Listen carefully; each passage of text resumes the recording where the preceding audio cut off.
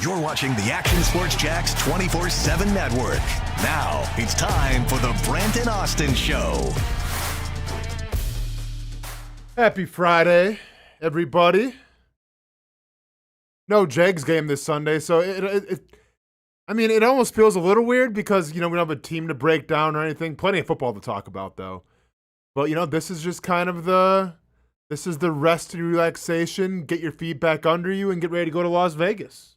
I'm not going. Hamby, I assume you're not going, but the Jaguars will be going. And I actually am going. Are you really going to Vegas? Yeah. For the game? Yeah. Explain. They need somebody to go shoot it, so I'm going to go shoot it. Oh, you're going to go for I'm going with Brent. Oh, I got you.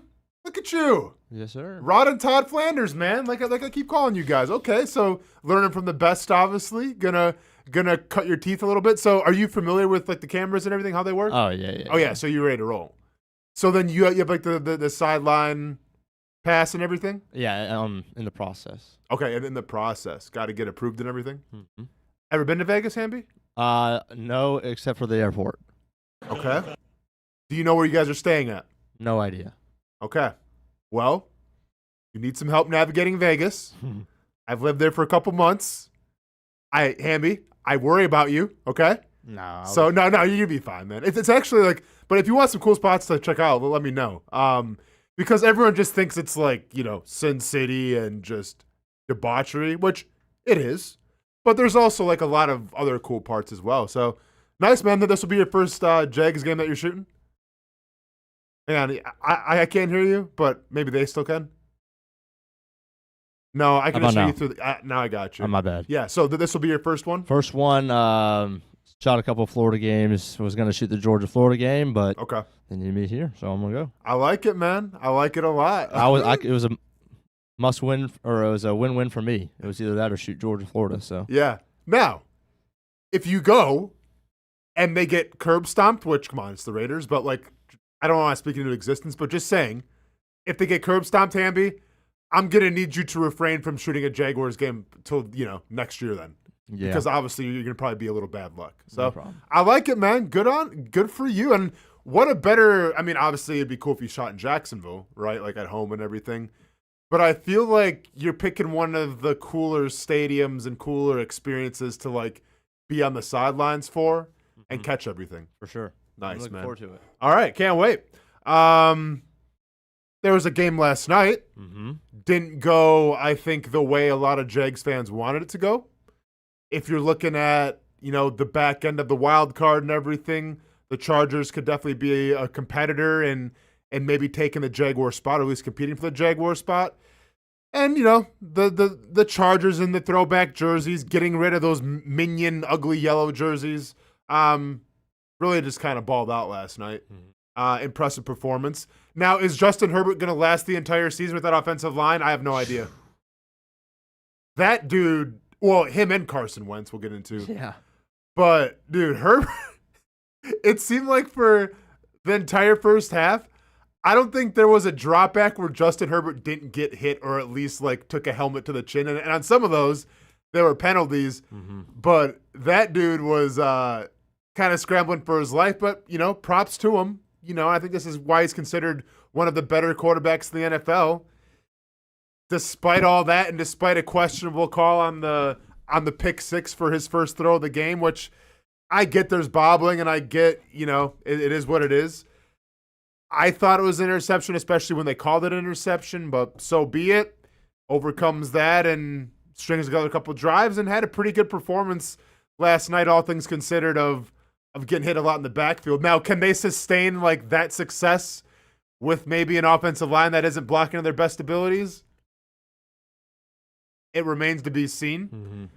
But a good showing by the Chargers last night. And by the way, once again, can't state this enough, didn't know who the tight end was. We talked about that last week.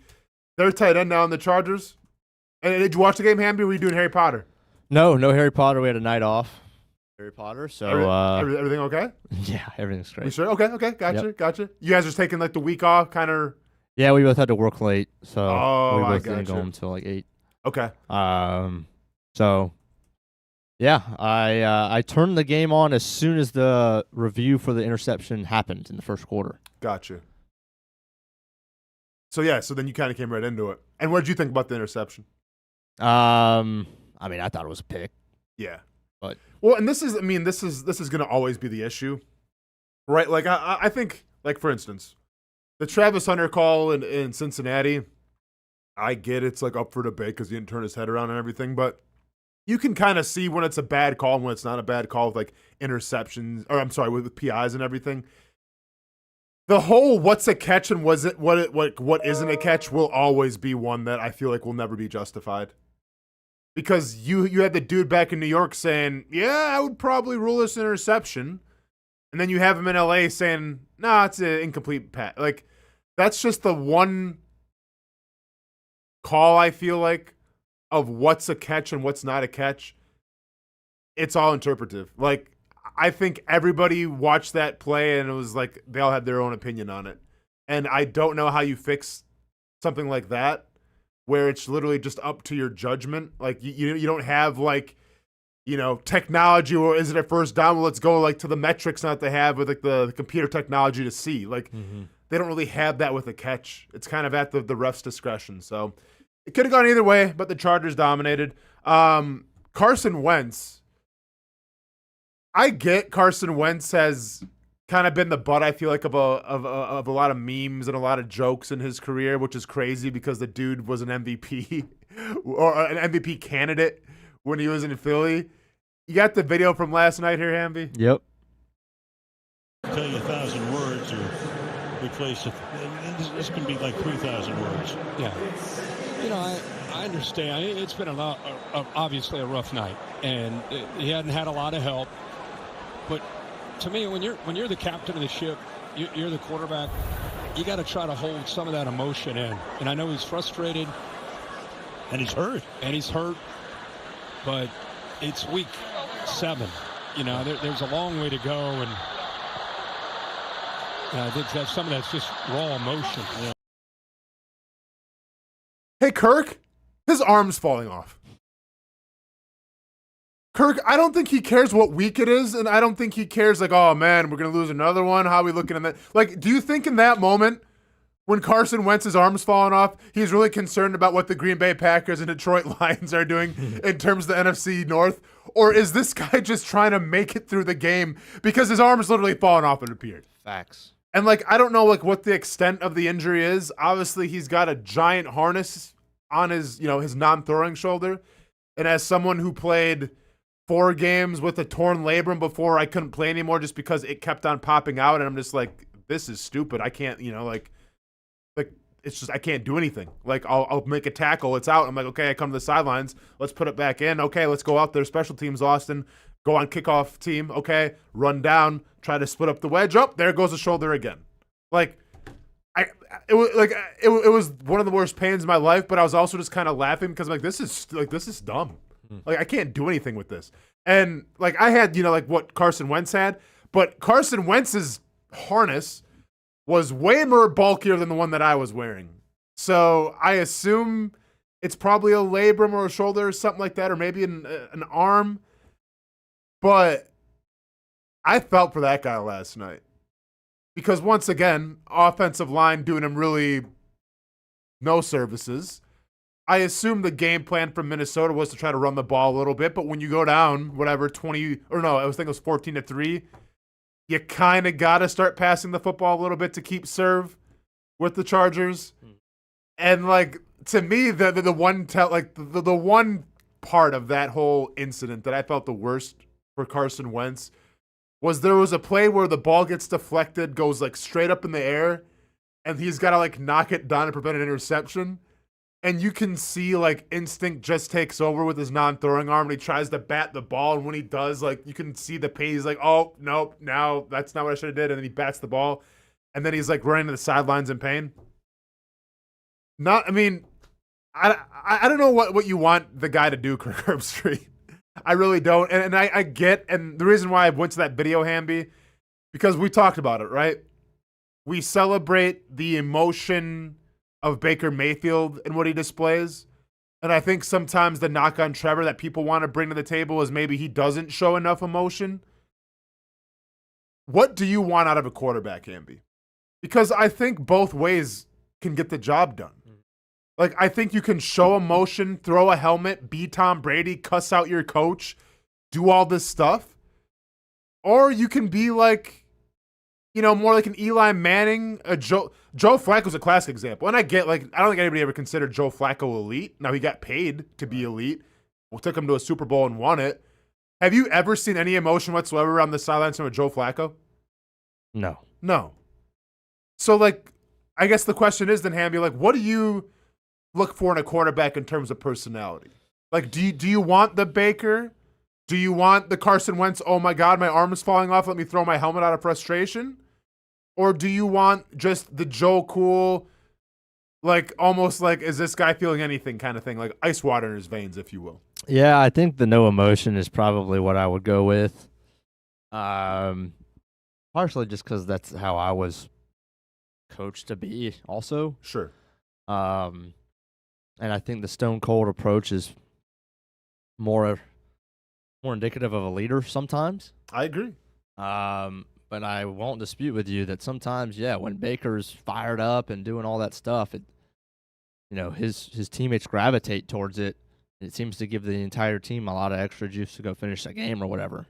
Yeah, it's, and I think at the end of the day, we can both agree here, Hamby, that I think it's the most important part is just to be yourself.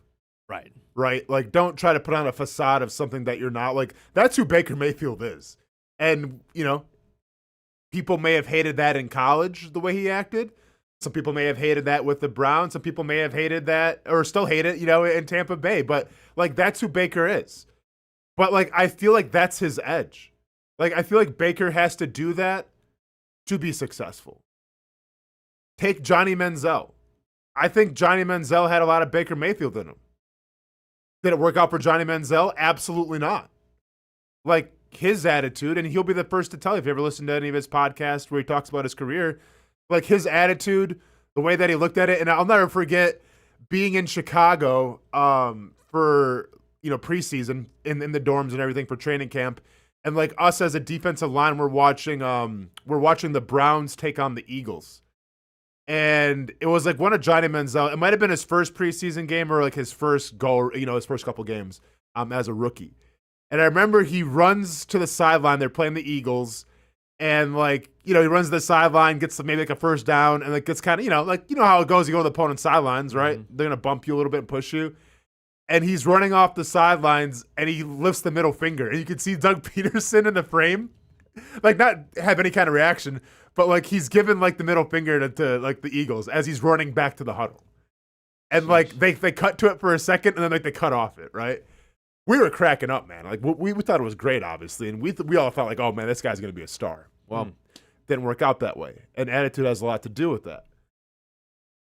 I kind of err on the side with you, Hamby, where, like, the quarterbacks that, I shared a locker room with, like a Matthew Stafford, for example. Right. Like Matthew Stafford, it's wild because even like in his prime, and he's still obviously playing at a very high level, just turn on that Jaguars game. But even like at the highest level, explosive arm, great vision, great leader.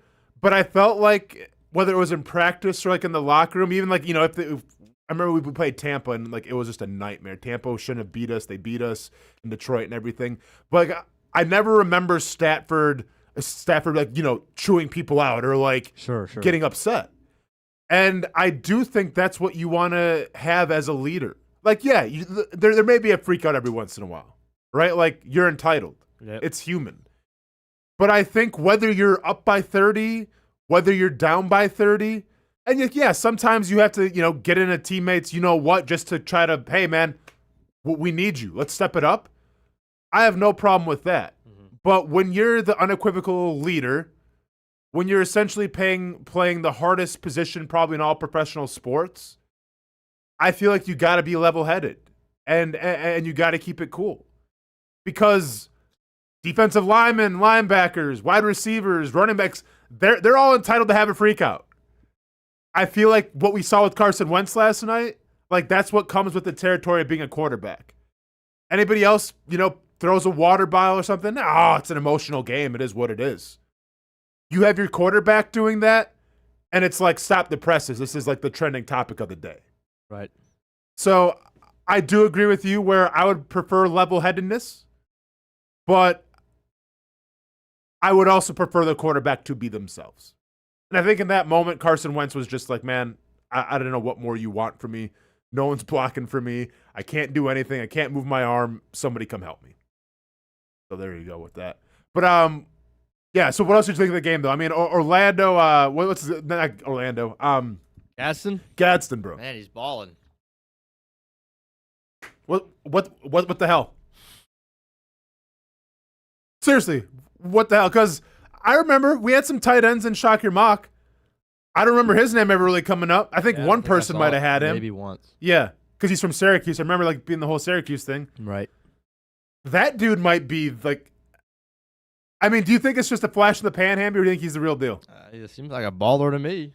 I mean, 2 great weeks now, right? Yeah. And then they were talking about it too, how like he kind of caught on when they had like Antonio Gates' retirement ceremony. And then like I guess after, like, I don't know if like Gates said something to him. But they're talking about in the broadcast how that may have sparked something in Gadsden now where it's like, you know, he's taking the next step. But that dude looks legit. 6'5". They say like 250, I think. Yeah.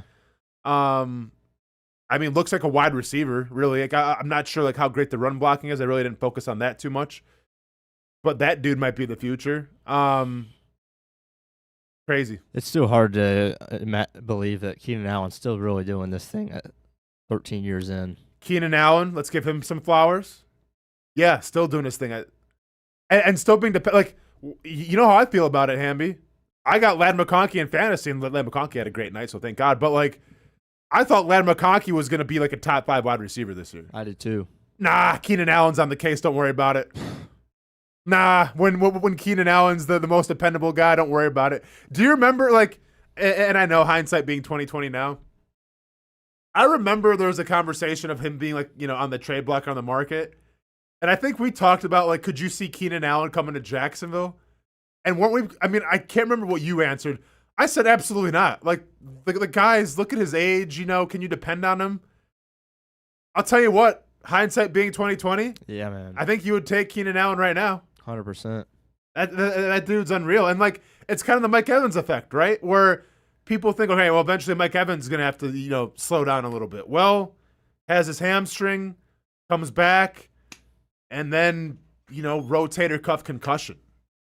So it's weird, man. It's weird how, you know, we have the preconceived notions of how long a wide receiver can last. And then you have a guy like Keenan Allen, for whatever reason, seems to have found the fountain of youth. So good on him to that. At least Quentin Johnson has now disappeared back to irrelevancy. That does make me happy. 0 targets. That does. Now, I had the Quentin Johnson prop last night for a score touchdown. Not even mad about it. Because, see, what did I say, Hamby? I said if he was going to finish like as a top 5 fantasy receiver, then I'm done playing fantasy football. Because that guy was my wide receiver 2 last year. And I'm sure you can imagine the mental gymnastics that I had to go through last season with him. Because I don't know how many drops he had and how many missed opportunities at touchdowns he had, but it had to lead the league. Like, we thought it's bad right now with Brian Thomas Jr., which it is. It was just as bad last year with that guy in Los Angeles. Now, thankfully, they had a guy like Ladd McConkey who could kind of come in and pick up the slack a little bit. That's what's still missing here in Jacksonville, but we've seen Travis Hunter now, hopefully, get elevated a little bit. Mm-hmm. But, yeah, man, that whole Quentin Johnston thing, I don't know if he made Justin Herbert mad last night or something, but Herbert didn't even look his way, it seemed like. But, yeah, props to Gadsden, man, who seems like he might be the next big thing at tight end, him and Tyler Warren now. You have to deal with in the AFC. Do you think, like, let me ask you this, Hamby. Do you think tight end is the hardest position to predict in terms of professional success? And like, I'll throw a couple names at you, right? George Kittle, late round pick. I think some more late round picks. See, now because okay, for instance, Noah Fant, first round pick, still playing in the league, but I think people expected Noah Fant to be like the next like Travis Kelce or like Vernon Davis. Like, do you think it's hard to judge the tight end position? Yeah, I think it's hard, but I don't think it's the hardest. I mean, I would still say quarterback QB, is way more. I mean, but here's the thing, Hamby, with quarterback. Like, yeah, I get it. It's hard to judge the quarterback, right? Because mentality goes so much into it. But at the end of the day, it's what you provide your quarterback with, I think, to have success or not. You know, like, I think a tight end you can bring in, and it's like, we'll see. Like, yeah, there's guys like Brock Bowers but of course he was going to be a game changer. Right. And I think you can make an argument maybe for like Tyler Warren as well, where no, I didn't think Tyler Warren is going to be a top 5 tight end, or at least numbers-wise in the NFL off the get-go. He's already there. It's such a weird position. It's such an important position, and we've seen that here in Jacksonville now, right? Like, that could be a problem with what's happening with this offense, where you lose Bretton Strange. You know, you have Munt, you have Long and company, but, like, have they picked up the slack? Probably not right now. No. So, yeah, I think it really is maybe one of the hardest positions to get a grasp on. And once again, if it's a first round like Brock Bowers, you kind of know what you're getting. Sure, like but when we go 3rd, 4th, 5th rounders, man, if you can find one there, that's a tip of the hat to the GM. I'm not sure what that. Oh, we're going to break? Yeah. That gave me a heart attack. My bad. No, you're good, man. You're good. I didn't know the time. I guess it's 7:20. About that time. I think when we come back, we're going to have Brent Martineau in studio. He has an interview with Shad Khan. He does. Sat down with Shad Khan in London. So I think we're going to play that. We'll have Brent Martineau back in studio. We'll talk about Liam Coen's transparency. That was really cool to see. If you haven't seen it, definitely check it out.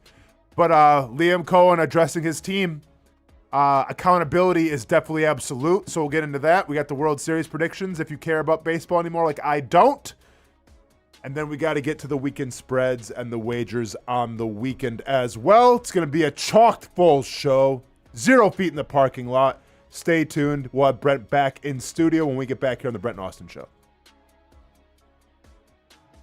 When it's time to get a new car for anyone in your family, just remember, nobody but Nimnick, the #1 Buick GMC dealer in Jacksonville. Get the latest price breaks on 2023 and 2024 models, or the newest 2025 vehicles in the showroom on Phillips Highway, or shop online at NimnickBuickGMC.com 24 hours a day. GMC Sierras, Yukons, and the redesigned Acadias, or get the all-new redesigned line with Buicks. It's nobody but Nimnick, and part of the reason why is this is a first-class buying experience here at Nimnick Buick GMC. You're not just a customer, you're a friend. This is about getting a vehicle that best fits you and getting you on the road, and also helping you and your family down the road.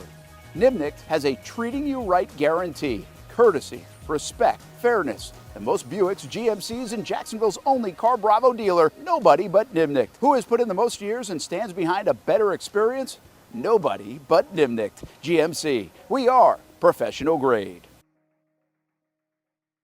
Putting your needs first. It's the backbone of how First Florida Credit Union does business. In all honesty, you might as well be speaking another language when it comes to finances. Sure, I'm good with my money, but what am I missing in the fine print? That's what led me to First Florida Credit Union. They're the perfect choice for anyone starting their financial journey because they keep finances easy. Plus, they offer financial education and resources I can trust. So I'm always growing more confident. And as a young adult, I am constantly adding more responsibilities to my plate. From a car payment to a mortgage, it all adds up. Luckily, First Florida Credit Union makes sure it adds up in all the right places and not the wrong ones by offering better rates and lower fees than traditional banks, even if you're still trying to grow your credit. Because as a member-owned institution, First Florida genuinely puts people's needs first rather than focusing on profit. So I know as my needs change, they'll be right there to help me reach my goals. Check out firstflorida.org to learn how you can benefit too.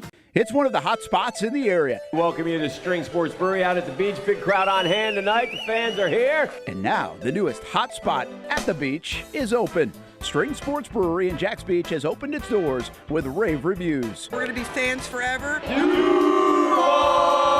Cozy up to the bar. Grab a seat in the sports-themed restaurant. or grab a seat outside and feel that breeze coming off the beach as the weather warms. Just like the original location in Springfield, try the popular beer menu and come for lunch or dinner too, because the food is fantastic. We got a special guest in the house. He's happy. He's feeling good. He's Trayvon Walker. It's where we hosted Jags Report Live in the football season, and the String Sports Brewery staff can't wait to host you. Hey, welcome back here to String Sports Brewery. And if you haven't checked out the new location in Jax Beach, you got to do it. String Sports Brewery, now with 2 locations in Springfield and now open in Jax Beach on Penman Road. Hi, I'm Greg Mackey from Cycles of Jacksonville. Whether you're looking for a side-by-side, ATV, motorcycle, or scooter, Honda has what you need. The Honda Talon. Ultimate performance meets family-friendly fun. Prices starting at $363 a month. Or the sporty Honda CBR 650 starting at an affordable $204 a month. Stop by and choose your adventure from a full line of Honda products. Only at Cycles of Jacksonville on Atlantic Boulevard. Family owned and operated since 1983. Hello, I'm Kenny Lay of Kenny Lay & Associates. Since 2003, our firm has fought exclusively for the rights of men in family law. Divorce, modification of child support, alimony, custody, and more, all for men. A father is vitally important to a child's life, and being a man is not a reason to pay more in child support or alimony. I'm a single father. I get it. If you have a divorce or other family law issue, contact Kenny Lay & Associates at divorcemenonly.com. CGC Water Treatment and Plumbing is taking their 75-plus years of expertise and expanding to CGC Home Services. Water treatment and plumbing is still a big part of what they do, and now they can do even more for you.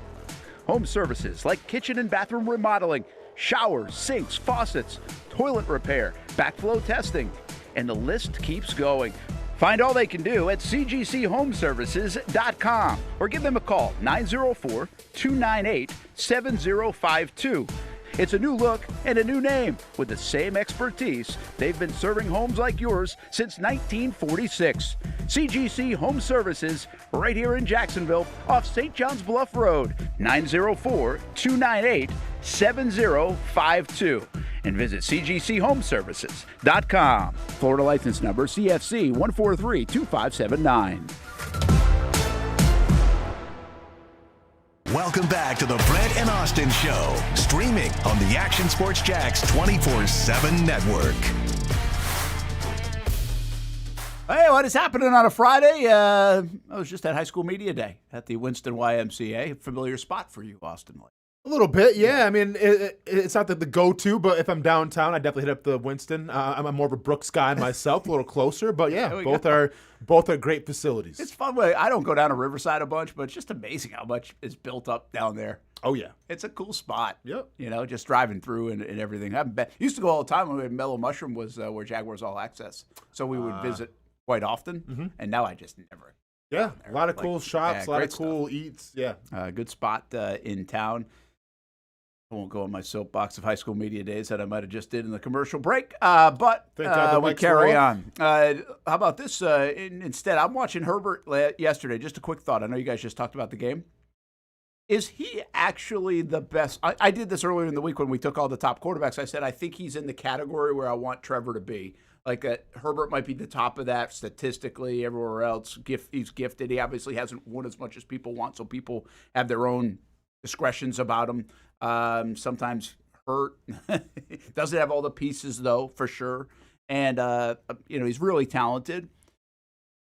But I think there's another element of Herbert that people sometimes on Trevor don't love. I don't know how to phrase it, but Urban wanted it, but specifically Doug Peterson wanted it. I think Liam Coen would like to see it, and it's called the pissiness part of it, right? It's the grab the face mask part of it. Mm-hmm. Herbert doesn't do that. Herbert's not an emotion guy. Have you ever seen Justin Herbert get emotional like a Rodgers, Favre, Marino, Brady, like the thing Baker Mayfield that everybody says is like he's got that swagger. Like Herbert and Trevor, very similar in that respect, aren't they? I would say that for sure. Yeah. So to me, that's what is just an interesting part of the conversation and comp, because if there was I don't know if that's much a talked about thing in the public eye or nationally about Trevor. But I think internally, there's certainly been, go tell that guy to, from the accountability standpoint, the play up, make a play for me standpoint. Like, just really the best visual here is grab the face mask. Like, when you have to, like, go line your ass up right? Like, that's what a lot of people think the quarterback should do, the great quarterbacks do. And Trevor is just kind of like, that's not me. I'm not doing that. But I don't know if they say this about Herbert in L.A. or if anybody says it about him, but he's very similar in that respect is my point. Well, you would just say Josh Allen similar? I don't know. That's a good call. I think so, but I don't know. Have we seen Josh Allen get in somebody's shorts visually? I don't know. I thought like Hard Knocks was a great, because you call it Hard Knocks with the Buffalo Bills. It was Hard Knocks with Josh Allen is what it was. And like I don't think I think he's just an ultimate team guy. Like I don't know. Like I think when you have just like this self-confidence that like, I'm one of the best quarterbacks in the league, you don't have to, if it's not in your makeup, you don't have to put on like the facade of like, I gotta like talk smack to the crowd or like grab somebody by the face mask. Like I think Herbert, Josh Allen, they kind of have the same moxie to them, because like I saw this with Herbert in college when he ran for like 3 touchdowns against Wisconsin in the Rose Bowl. Like he wasn't, celebrating, but like he would lower his shoulder and like, throw the football and be like, this is my bleep, like he doesn't purvey it, but you can see it in his eyes. Like, I'm a bad dude. Yeah, I feel so. I guess there are a lot of things that have gone right for Josh Allen. He seems like a great dude too. Oh your point. Yeah. So, but you just can tell like the way that Josh Allen runs, like he'll lower his shoulder and kind of like let you know about it. Yeah. I think more of like their personality is in their play style. Like if you watched Herbert last night, like that dude wasn't afraid to get hit and lower his shoulder and everything. And not saying Trevor Lawrence is afraid either. I just think like we think of Josh Allen more as like the dual threat guy. I think when you watch Herbert, you think of him more of, doesn't get talked about enough, but once again, I saw it firsthand in college. I think he is kind of a dual threat guy when he has to be.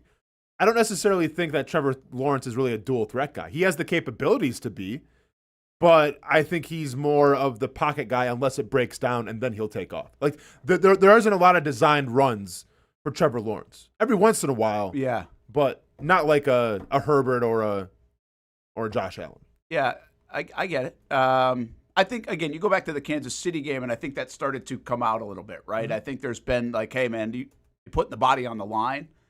And I would say it's kind of a small microcosm, if you will, of his career. It's like, wait a minute, don't go run because you might get hurt. You got to stay healthy. Oh, wait, go run. You're better when you run, and you should be using your legs. Yeah. So to me, like in the whole Trevor experience, that is like the give and take. Like, wait a minute, you told me I got to protect myself. I can't get hurt. I've got to play 17 games. Yeah. I was injured last year. I was injured the year prior. Now you want me to use my legs. And Coen does want him to use his legs. But that's the mental gymnastics to me of Trevor, where nobody's really said, everybody has said, hey, Josh, you can't probably do that. Yeah. For like the rest of your career, or you're going to get beat up. Hey, Herbert, you're going to get beat up if you don't do that, right? Mm-hmm. But I think with Trevor, it's just because, again, some of this isn't built on success. It's not always built on success.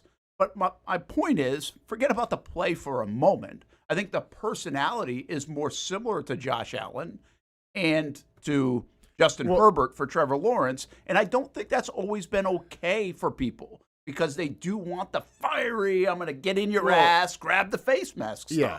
And granted, like Josh Allen, I think last year was voted the number one trash talking quarterback. Yeah. But like, I think with him, it reminds me of like Andrew Luck, where it's like, it's not like Josh Allen's like, he's almost being complimentary. Hey man, like, I don't think Josh Allen goes out of his way to do like a Baker Mayfield would. Right? Like if you hit Baker Mayfield after the whistle, like he's gonna like get in your face and do all this stuff. I feel like if you do that with Josh Allen, he's gonna be like, all right, man, like, well, I'll see you next play and we'll see what's up. Yeah. I think there's a difference there. Like I think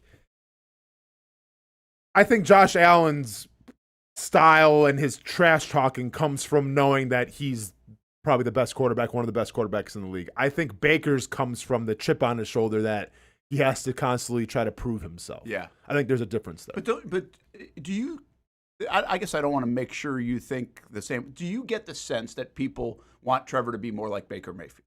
Of course. Not play-wise. No, I don't know. People, personality-wise. How many times have people said, I want to see Trevor grab someone's face mask or do all that stuff? Yeah, for sure. Because, once again, like, if it's not going right around him, then people want, I think, Trevor Lawrence to hold those accountable. Yeah, I think that's why, to me, Herbert is a better example here, because I've never seen emotion out of him. He's very even keel, at least when I've watched him. He's also had ups and downs. The difference for Josh Allen is like, all right, if you bring Josh Allen into this kind of conversation, you're like, well, you got to play like that. Okay, well, he's been exceptional. But let's get to the Justin Herbert conversation of play, where people think it's really good, but it's not MVP level. Like, it's not MVP Justin Herbert. No. I mean, it was last week 181 yards and 2 picks before he got garbage time stats that fantasy darlings would love. Sure. But he had a pretty good game last night was very good for getting. Yeah. And by the way, we talked about I it think already, this, he's had, I heard it. He had to deal with stuff too that Trevor's had to deal with. Of course. Sometimes bad offensive line, sometimes no receivers, sometimes changing things. Like, it's more apples to apples. And I think so is his personality, is my point. And by the way, they're both very gifted athletes and players. Yeah. I think Trevor, we would all say, is a gifted athlete and player. I think Herbert runs better than him. Than Trevor? I do. I mean, I agree. Yeah. Looks more smooth with Herbert, maybe to my eyes. Yeah, you know? for sure. Yeah, I mean, he runs a lot more. He does run a lot more, yeah. Like, we don't see Trevor run a lot, so, and he's capable. I mean, we saw it in the national championship game. Like, guy can run. Yeah, I think it continues to be a thing of, hey, get him to run the ball. But again, I go back to that gymnastics part. All right, be healthy. Like the Kansas City game, he ran a lot. I thought he did a nice job of protecting his body on almost all those runs. And that's what you've got to be able to do. And I think that's the difference right now between Herbert and Lawrence. And we can say that, Herbert is a far better runner. But, like, Herbert's feel for the pocket in the game, like, there was a couple times, because once again, I felt like he was running for his life last night, but like there's a couple times where it broke down. He's like, okay, that's cool. I'll step up, get 5, 6, 7 yards. I sensed that too. I thought there were a couple plays in there. I was like, this is what people would point out about Trevor right here, that would he feel this guy on his backside to then jump up. And I think I don't think Trevor's bad at that all the time. I just think maybe Herbert has a more consistent is better at it. Yeah. Like watching, and by the way, he's more used to it because his offensive line has sucked almost every year he's in the league. I mean, we're breaking it down yesterday though. Like Herbert has one of the worst offensive lines in terms of blocking. And now, granted, that's because Alt and Slater are out. So now Alt came back last night. But anytime that you play without your two and probably two of the best tackles in the NFL, probably going to be taking some pressure on then. Absolutely. But it shows that with Herbert, if you have the feel and everything, you can try to overcome it. All right. So anyway, I thought that was interesting watching that last night. We'll see how the personality shifts or changes, or does it matter? I just really think at the end of the day, I guess what I'm getting to is the play matters. It's the play. It's that's where you build some of that swagger. And if Trevor goes and plays like he did in 22 the second half, you feel like he's got more of that probably just based off his play. And then, by the way, I would say this is one other element. He's got the equity to say whatever the hell he wants. I think there's a little bit about that, and you know that because you played with Garrard and some quarterbacks along the way, where it's like, well, if you're not performing to the level that the standard needs to be at, then how do you hold other people to that standard?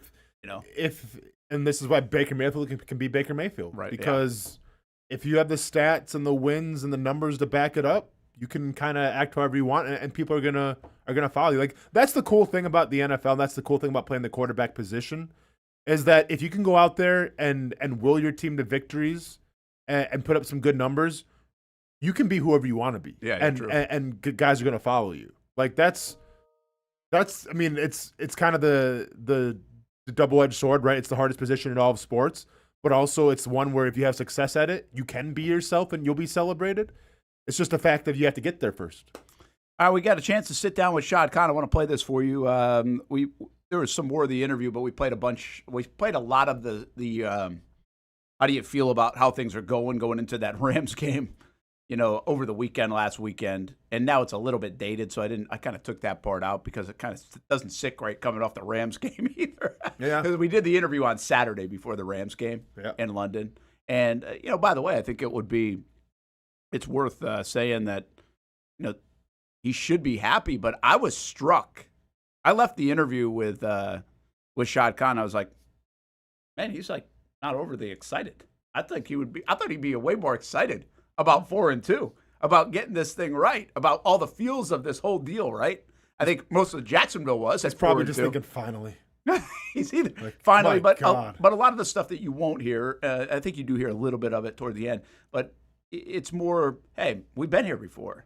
Like we started fast 3-1 in 2018. We started 8-3, and you got to get to the finish line. So it's almost like lesson learned for Shad Khan. He's not getting excited after the first 6 weeks, and it actually played out perfect in that sense that he wasn't too excited because then they got their ass kicked on Sunday. So I think he has.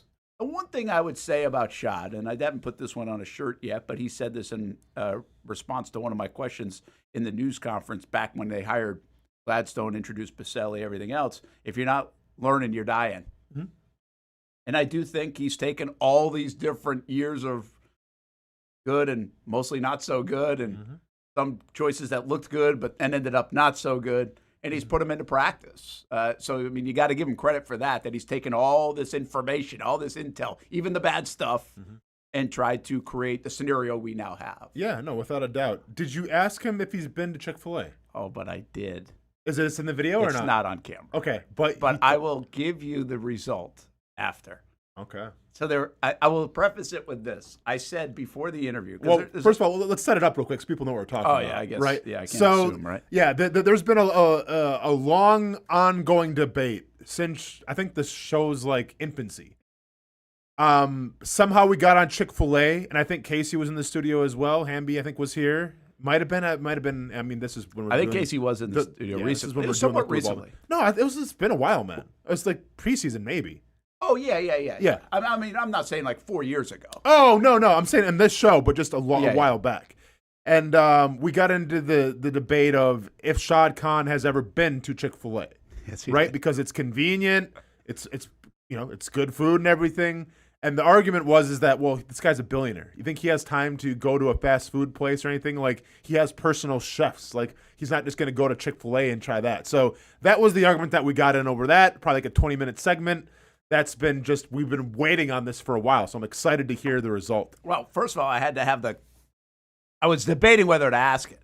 I called the kahunas to ask it. Oh, dude, just start the thing off. Hey, by the way, this is an ongoing funny thing on our show. Like, that's all you got to do. You say he that. Gets it. You say that, but it's like, we got, Jim Woodcock, good PR guy. It might have been a Chick-fil-A. He would have been like, what the hell is this? You're never asking a question again to Shad. Brent, I you didn't know how just he was got gonna it. Respond. Okay, I got you. But if you set it up. Yeah, well, so here's he gets the deal. how radio works. He gets it. Or is that another one? He doesn't listen to radio at all. He doesn't have time for it. So the whole idea, though, do you remember what you said? Did you think he had gone to Chick-fil-A? I absolutely thought that. Not me. He's a man of the people. I'm like, no way. He's gone to, like, how have you never not been to Chick-fil-A? Well, and by the way, there was a caveat in all this that it doesn't count if it was brought into the stadium.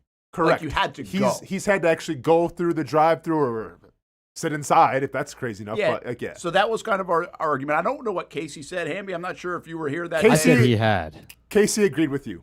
With me. Casey agreed with you and said there's no way. Like, he has handlers that would go get it for him. And once again, he has, like, chefs and everything. Yeah. So why would he go to Chick-fil-A? And there's another element of this, and I just went to Chicago a couple summers ago, but I was like, Chick-fil-A is a Florida thing.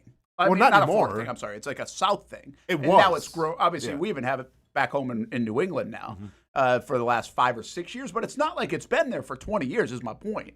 Like, and now Chicago, I was like, I don't even know if Chicago has them. That was part of my thing of, like, I don't know if he's ever been. See, and that was the argument, too, as well. It's like, because I even said this, if he was growing up in Chicago, he wouldn't have been there. Because so, like, this all came from the standpoint of, this is a billionaire who's made his money, who lives in Jacksonville. Has he pulled up to a Chick-fil-A? So there are two questions I asked off camera. Okay. I wasn't doing it on camera because I honestly didn't know how the reaction was going to be. And I only have like a certain amount of time to get the real questions in. Sure. I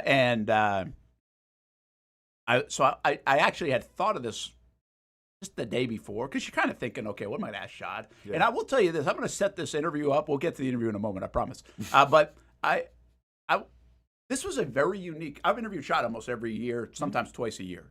I've been around Shad a decent amount of time for a few minutes here and there. And I thought this was one of the most unique times. The Jags were at 500 in London over 500 for the first time in London. So when we're usually talking to Shad, we're like, oh, crap, what's going on? What's wrong? How are you going to fix it? Are you going to fire people? All this stuff. And this was a very unique interview because, one, they were doing pretty well. So it was from that side of it. And then the other thing was, like, the stadium stuff is kind of done. So even the newsy part, it's like, well, London, and Mark Lamping's there in this interview too. And he answers a lot of the London-based stuff because he's kind of really locked in on that, and the stadium stuff. So it was kind of like, what are we asking, Shad? Like, what is other than, hey, how do you feel about these guys? Which is kind of the main focus of the interview. But so the day before, I'm thinking, I'm like, I don't know where it came to my mind, but I'm like, hey, I'm going to ask him if he reads too. Off camera. This would be like, what's his leadership book? Because people that are in high places usually have, like, this. You read some. Oh, yeah. Right? I'm not in any kind of high places. No, though. you're not. But a lot of people that are. Okay. Most, like, Liam Coen, my guess, is, like, read a bunch of leadership books. Oh, no, great, like, coaches and leaders. Yeah, no, that's true. Like, I feel like people in power probably read books. Yeah. So I was just curious if he had something, especially with the path that he took, to his fortune. Sure. And so it was just total, like, my question. I didn't think anybody else would care about it. So I was thinking of that, and I'm like, and I'm also going to ask him about Chick-fil-A. Got to. So those are my two those are my two questions. And I said, so I asked him about the book stuff, and he gave me an interesting answer. He's like, I didn't really have a mentor because of my story. Oh, yeah, He's like, my dad, I guess, was my mentor a bit, but I didn't really have somebody that I had to go read about or do anything else. He kind of just forged his own path. Yeah. And so I was talking to him a little bit about this while we're setting up for the interview. Okay. And then I was like, okay, I got another question for you, but I'm going to ask you after the interview. Okay. Because we're getting the interview in before, depending on how he's going to react to it. So wait, is the question on camera? It's not. No. Okay, well, can you tell us what it is then? I'm going to after I told you. Okay. You got to stick through the interview. I mean, I'm trying to stick through this intro to the interview. That's a good point. All right, let's get to the interview. And, kudos to Liam and James and Tony Baselli. But the ingredients for success are pretty much the same for everyone. It's what you do, what you practice. So I think, some of that implementation really is, we're seeing the results. Do you notice things different with this regime? Obviously, it's structured a little differently as well. There's a youth movement in the building, but what do you notice that maybe is different than some of the past? Well, I think, what's different is, we have the same roadblocks, same challenges, how we cope with them. And so that is really the big difference. It's never easy winning in the NFL, and it's how you deal with it and what you do, most importantly, your actions. What do you think so far of what Liam is doing as the head coach, and part of the reason, obviously, you picked him to be the head coach of this football team? Yeah, I mean, he's doing everything we wanted and more, it's the number one goal was that I think we have how do we our quarterback play, how do we get it up to Trevor's potential, and then really building a culture around that where there's transparency, accountability, and then most importantly results. As for Tony's role, obviously everybody knows him from different roles in this organization for so long, but how pivotal is his role to the success right now? I think it is pivotal, and but you got to have the right person at the right time with the right people, okay? And that's the key difference there, that we're able to do that really from day one on, what the personalities are, strengths, weaknesses, how are you going to reinforce that, communication, and success. And then James, obviously a young general manager, 34 years old. That was the headline when you hired him. What do you make of the job he's done and what he's all about in the early going? I think, besides the ability to communicate, I think what he has really done is look at things a little bit differently. And really the team building, the attributes, more than, what is the weight, speed, some of those, numbers, but mental. How does that connect? I think you bought Flexingate when you were 30 years old. Yeah. Is there some relationship at all here that you see a young general manager and you can kind of fall back to the heavy weight of what your responsibility was as a younger person at that time? Is there any correlation at all there when you look at James? Well, I think, James is young. He's brilliant in many aspects. But let's be honest, there are a lot of young people that have failed, okay? So we talk about youth when you're having success as, being the great solution, but a lot of times it's not. So you've got to have someone who's got the ideas, the ability to implement and walk in the talk. Is there value in intelligence where it seems like these guys have pretty high level of that? Absolutely. I think most people really undervalue brain power. And I'm talking about not only leadership of the football team, but I'm talking about the football players themselves. And I mean, we have many examples where, a physical attribute might not have been ideal, but yet they have enough, brain power, processing speed that, they're very good for us. I'm talking about players and their performance on the field. You kind of mentioned with 4-2 that, hey, there's still a long way to go. You take the same approach with, hey, it's off to a nice start, but you have to sustain, even from a management standpoint. I mean, 2 years ago we were 8-3, okay? And then we know what happened. You go back after being in the championship game. We started off 3-1, and then where were we? 5-11. So that's a key lesson. Don't start celebrating too early. Okay, you gotta wait till you play the 17 games, and hopefully you're in the postseason. You mentioned all the different variations of this. How pivotal, or was it one of the most pivotal moments back in January when you turned to reset this organization with these three gentlemen? Yeah. Do you view it that way? Do you feel that? Is there a weight of that decision that might feel different than some of the others? Well, obviously I've been here now, dozen plus years. I've gone through the cycle of hiring. It's, you don't want to make a change. It's highly disruptive, it's expensive, affects people's lives. But yet, not only the people we hired, I interviewed a lot of people, okay? What success did they have, further on in their career? So all of that kind of, came into the mix. And so, I mean, you want to learn from experience, you want to learn from the other guy's experience.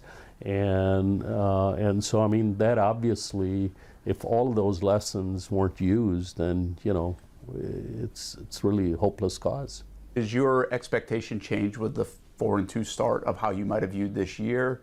Do those expectations ever change? How do you view this football season right now? Yeah. I mean, obviously the Cincinnati game, I mean, that was disappointing, and the dynamics were different compared to losing last week, and the success we had, winning the games. So one of the things really I wanted to do, and I want to stick with it, whether we're winning or losing, is, having a structure, a process where how do we plan for the game, talk about it, what day, what were the things, and documented. And what are the changes, we're making, and then before the game, after the game, and then during the week. So organized, process. So We started off, obviously you don't know how the ball's going to bounce, but how was that compared to what our plan was, and then where are the changes we have to make? How cool was Monday night? It was ridiculous, yeah. It was insane, yeah. Getting the result was even better. In your mind, was it comparable to the playoff times? Is that how you? I think absolutely. I think the impact of this is, I think, winning in San Francisco. All the narratives, I don't even know, 2007 or since they'd won, we'd won. So all of these, in a way, are, breaking some of the chains that have bound the team for a long time. So I think it's always good. Well, you broke the mold with the London deal years ago. Yeah. Now, here we are, 14 games in, and potentially more. What do the next couple of years look like? Well, I think, we have ideas, but, this is not something we do alone. Obviously, you need approval from the league, and, we're in the thick of it, and I hate to sit here and speculate, but as soon as we know, city of Jacksonville's going to know, What do you make of the Stadium of the Future thus far? We were here with you a year ago when you got the approval. Now there are shovels in the ground and a lot of things going on. What do you see when you get to Jacksonville and look at that stadium? Well, I mean, it's really obviously exciting. And I think it's something, we need, but I think it's going to be a huge economic engine for the city of Jacksonville. So, the city's investing, we're investing for the betterment of the community. Lastly, do you feel all of this as a catalyst, the cranes, the Four Seasons, do you feel like there is momentum on a lot of different sectors of Jacksonville based on these decisions and what's going on? Yeah, I mean, I absolutely do. I think, we're doing everything I think the city is doing, but we want to live up to the potential. Well, there you go. That was Shad Khan in London. Again, that's last Saturday was that conversation. And I think there's a few things in there that I wish I had another 15 minutes to talk about with Shad Khan. But I think there's a couple of deals where he's talking about, which really give you a direct reflection of what he's learned, Austen, in this whole deal of ownership. That he's trying to practice. We talk about, he said this about Liam Coen, QB position obviously and potential is important. Culture, transparency, results. Whatever, culture's culture. I mean, you kind of feel it. You can see it. We feel like there's some of that going on in Jacksonville, but I don't know if it's an overnight thing. The transparency is what we're seeing, and we're going to talk in the next segment about his whole team meeting and what they're doing for the Jags and pushing stuff out. And the transparency's been off the charts. I've been yelling about it. You've been yelling about it for years and years. What the hell's the secret, right? But they have practiced that part of it. And Coen is obviously a willing participant in that. And I think that's different than what we've seen really going back probably since 2017 from Coughlin to Marone to Urban to Bulky Peterson. Yeah, I mean, I think this interview I think it's a great showcase of a guy who has learned a lot now, I think, of the game, because keep in mind, this is still a business to him as well. Like, yes, you need to win, but it's also a business where you want to see financial gains, and, takes all the emotion out of it, very analytical with it. And I think it was great just from the standpoint of he kind of breaks down whether you're running a bumper company, whether you're running an NFL team. I think there's a certain way to go about things in terms of the people that you have to put into place to be a successful business or to be a successful football team. And I think he touched on a lot of those. And yeah, it was really cool to hear. I'm going to just bring up a couple more real quick that I thought was interesting, because Tony Baselli, as you know from my article, when I pushed for this last year, and I mentioned that many people believe that he was close to getting the EVP role under Bulky and Peterson. in 2022. And I think Shad kind of hints at that by saying it just had to be the right person, the right place, the right time, the right people around. Yeah, and I think that is a little bit of a history lesson here, where it just didn't feel like the whole putting Baselli in together with Bulky and Peterson at that juncture was going to work. Where it feels like right now with these guys, the whole reset, the way it happened, certainly is working, at least in the early stages. Yeah, and then once again, I think that's with any kind of business, and this is what Shad Khan understands, that it has to be about the ecosystem and chemistry. And for whatever reason, I think if you would have put Tony in the position that he's in now last year with Trent Baalke and company, like it may have been just atomic. It wouldn't have been good. So, yeah, it almost seemed like, when Trent Baalke was relieved of his duties and obviously Doug Peterson was already gone, this was really your first time in a long time that you had a complete, fresh new start. And when you're building a business from the ground up, it starts with, the people at the helm. And I think it was a great way to kind of introduce those people kind of as a cohesive unit. When you brought in Gladstone, when you brought in Coen, and obviously Tony Baselli then was elevated in his role. One more thing I think, and again, if you guys caught anything, you can do it, but just another thing to go back to the past. This is kind of like a little dig at the last regime, I think, or not a dig. I don't think he's trying to do it intentionally. I think he just said, hey, this is what we learned. And Gladstone coming in, obviously he mentions he's brilliant, right? But he looks at it differently, number one, in a whole scope, and I think we all know that.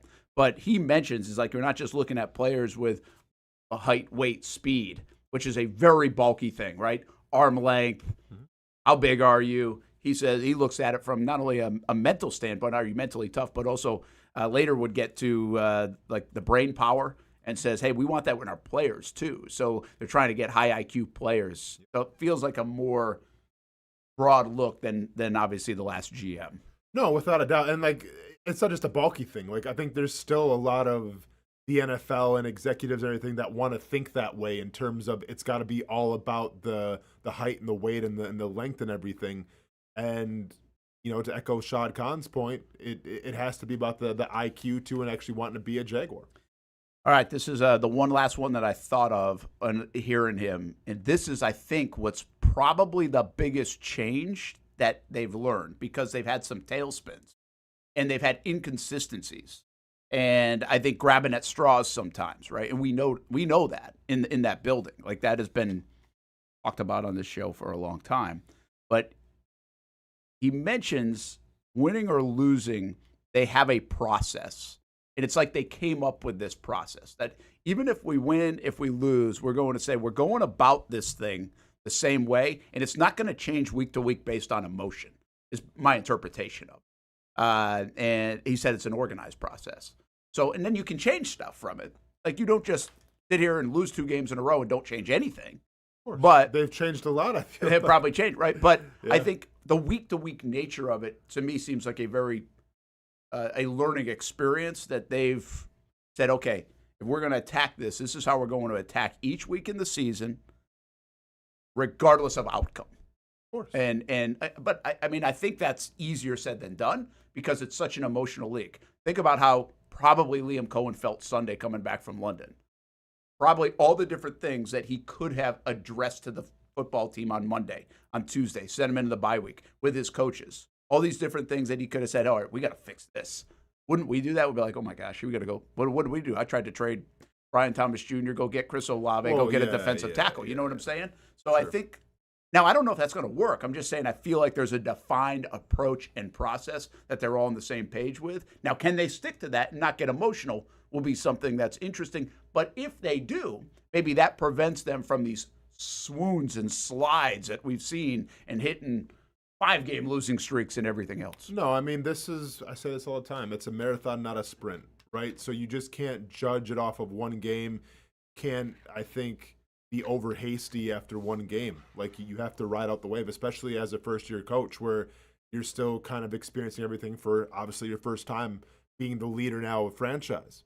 And I think what you have to rely on when you're going through the ups and downs that is the NFL season is that you have to rely on your morals and what got you there, and just your overall ethos of how you feel about the game of football. And I think that's what Liam Coen has done so far. Yeah, it's going to be James Gladstone's job to evaluate the roster and see if you can get an intangibly rich guy maybe, over here and trade for somebody else. Like, okay, yeah, that'll be on Gladstone. But Liam Cohen's job is to, when you're experiencing this adversity and you're losing games and you're losing them maybe not in the best way, you got to keep your guys above water. And that's all about, I think, just being consistent and kind of staying the same message day in and day out. Because I think the great coaches, they can stay consistent, whether it's an old school type of demeanor or a new school type of demeanor. I think the coaches that don't last long in the league are the ones when they win, they're ecstatic and they're fist bumping and they're grittying and they're dancing in the locker rooms. And then all of a sudden when they lose, then it's like, the world's come to an end and you're cussing people out and everything. Like, players see right through that. Yeah. Players will always appreciate a guy being genuine, whether he's an old school type of demeanor or a new school type of guy. Yeah, so anyway, that's a little bit of Shad Khan in that respect. As for the answer you're waiting for. Well, guys, what one to take away from the interview? Oh, yeah. I don't ever want to hear Hamby talk about and say we when he's referring to the Braves and the Georgia Bulldogs if Shad Khan is calling the team that he owns they. And then he stopped himself. He said we. But he said they. Oh, I didn't even catch that. Oh, yeah. That's interesting. Yeah. Well, he says they, and then also says, we. Like he caught himself. But he referred to them as they first, which I thought was kind of crazy because, hey, man, you're the owner. It's okay. Yeah, you know what I'm saying? You can loop yourself we don't need in. you to do like a Woody Johnson and break down everybody who's not playing well and ruffle some feathers. But it's all right, man. You can go and put the we in that. You're good. Yeah, there you go. Yeah. So Chick-fil-A or no, what do you think? You know where I stand. You still stand that way. I think he's a man of the people. I think sometime in Shad Khan's billionaire life, when he was working so hard, he just said, you know what? I got to go out and get something to eat. And Chick-fil-A was open. Hamby, what do you think? I'm going with Austen. Let's go, man. You are absolutely right. Let's go. I mean, like it's a giant reveal. Right. Like he hasn't driven a car before and said, you know what? Chick-fil-A looks pretty good today. I was surprised.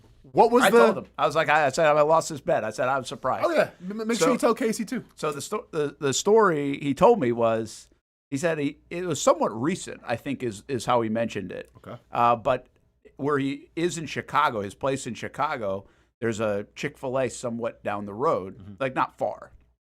And so I guess he was walking. He told me he was like walking one time. He's like, I'm going to try, because he's read all the stuff on Chick-fil-A. So basically his inspiration to go to Chick-fil-A was the business model, the everything else that he's read about it. Even, he's read the engineering of the park, the drive-through and everything else. So this particular occasion, he's walking by. He's like, I'm going to maybe go in here. And then he sees the line. He's like, I'm not standing. But I guess, I don't know, at another occasion, he's walking by again. It's like 3:00 in the afternoon. He's like, all right, I'm going to do it. My dude went in there. He didn't go through the drive-thru. No, and so he went in. Okay, so then I was just talking to him a little bit about it. Yeah. And it's just so funny. I'm talking about the world's one of the top 200 richest men in the world about Chick-fil-A. Yeah. And what he ate. No. Yeah. And I said, because he's an engineer by trade, at heart. And so I said, well, the drive-through stuff is like unbelievable. State of the art. Right? Yeah, it's amazing. Yeah. And he's like, well, his answer was really quick and simple on that. So he actually, I think, has been since. So he's probably gone twice. He tried the drive-through thing, too. Probably goes through all the time, actually, but it's all good. But I didn't get that impression. I bet he did. But he's like, the thing about that is it's a simple menu, is what his answer was. He's like, so to be able to execute the drive-through the way they do, it's not just based on probably the engineering of how they work the drive-through, but also based on the simplicity of the menu. Yeah. Maybe versus some other fast food But place. also, I Like, think- hey, you go to Cookout? That's a damn tough drive-through, right? Because that menu is like, well, but also I feel like the people that they hire too. I mean, I think they do like have a way of. He wasn't like downplaying it. Oh no, but I feel like nothing against other fast food places, but like the people at Chick-fil-A got their stuff together, man. Yeah, but my view of the whole Chick-fil-A drive-through thing is it's not patented. Why can't everybody do it? I think it's the people, man. It might be the people. Like I was at one fast food place, don't want to say it, at the beach.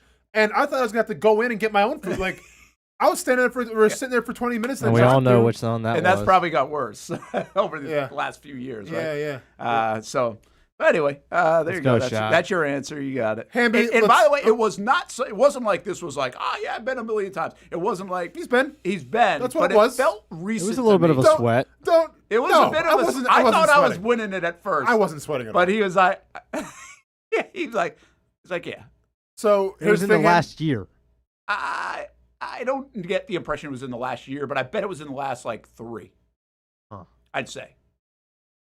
I mean, I'll message Tony Khan right now and say, hey, ask your dad when you get a second, how many times in the last year has he been to Chick-fil-A? I'm going to have to message Tony. Hey, I hope wrestling is going good. I Quick question. Him. No, hey, and we'll take it. And Hamby, let's take our victory lap. Since we've been waiting so long on that, and it was the giant reveal, I think that me and Hamby, in terms of our Hard Rock bets, we should add like, $10.25 or whatever for like a value meal from Chick-fil-A, since me and Hamby won that bet, and go ahead and put us on the board. Yeah, I had to give you some suspense. Hamby, you down for that? Can you add $10 to our bet, on the board? Okay. I'll go buy you Chick-fil-A first. Nah, gotta watch it. The spreads are coming up. Mason's Famous Lobster Rolls, the weekend spreads, and we're bumming here. We gotta start getting some wins. Sheesh. The Action Sports Jacks office is taking over the lead, and then we'll have our bets coming up for our weekend wagers. But coming up next, more on the Liam Coen. Everybody's talking about this Liam Coen thing. And I want to ask you, how different is this? Or are we seeing 11 minutes of video where, keep in mind, people pick their spots in this. I think people miss this. Just because it was 11 minutes doesn't mean it's 11 hours all the time like this. And that's not a knock on anybody, but they're certainly not going to show you everything. I think it's a representation of Liam Coen, but I want to ask Austen Lane if he feels the same way. That's coming up.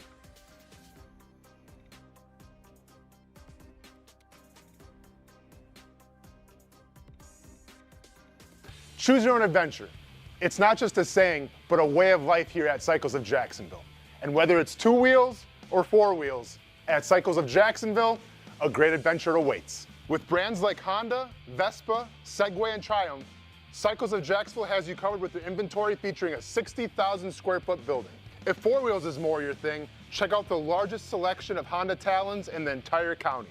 No matter what you're looking for, Cycles of Jacksonville is going to have the selection you need, all with great financing and rebates. Plus, if you're active duty military, Cycles of Jacksonville will offer you 0% financing along with great discounts for military and first responders. And when you want to get off the road and set sail, Cycles of Jacksonville has you covered with everything you need to get on the water. So if you're ready for a great adventure, let Cycles of Jacksonville be your guide. Located off Atlantic Boulevard, or check out their website at cyclesofjacksonville.com.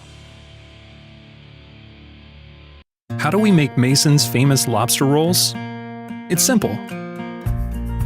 We get up before dawn, head into the open waters of Maine, haul in our traps by hand, and send only the best straight to our restaurants, where we add warm butter or chilled mayo with a squeeze of lemon and pile it on a toasted split-top roll, just like it's been done for nearly a century. That's the recipe for Mason's Famous Lobster Rolls. Thanks for meeting me here. You okay? You're my only lawyer friend, and I need your professional opinion. Okay. You see that brand new Hyundai Tucson out there? Yeah. That's all I paid for it. Do you know what you want? Yeah. I think I do. Enjoy your new car. Thanks, bye-bye. Deal so right, it almost feels wrong. The Hyundai Getaway Sales Event. Lease a Hyundai Tucson for $259 a month, or get 2.99% APR, or get $1,750 bonus cash. Hurry in. Year 2 is in the books for the Jacksonville Armada women's under-23 squad, taking another step forward in the Women's Premier Soccer League.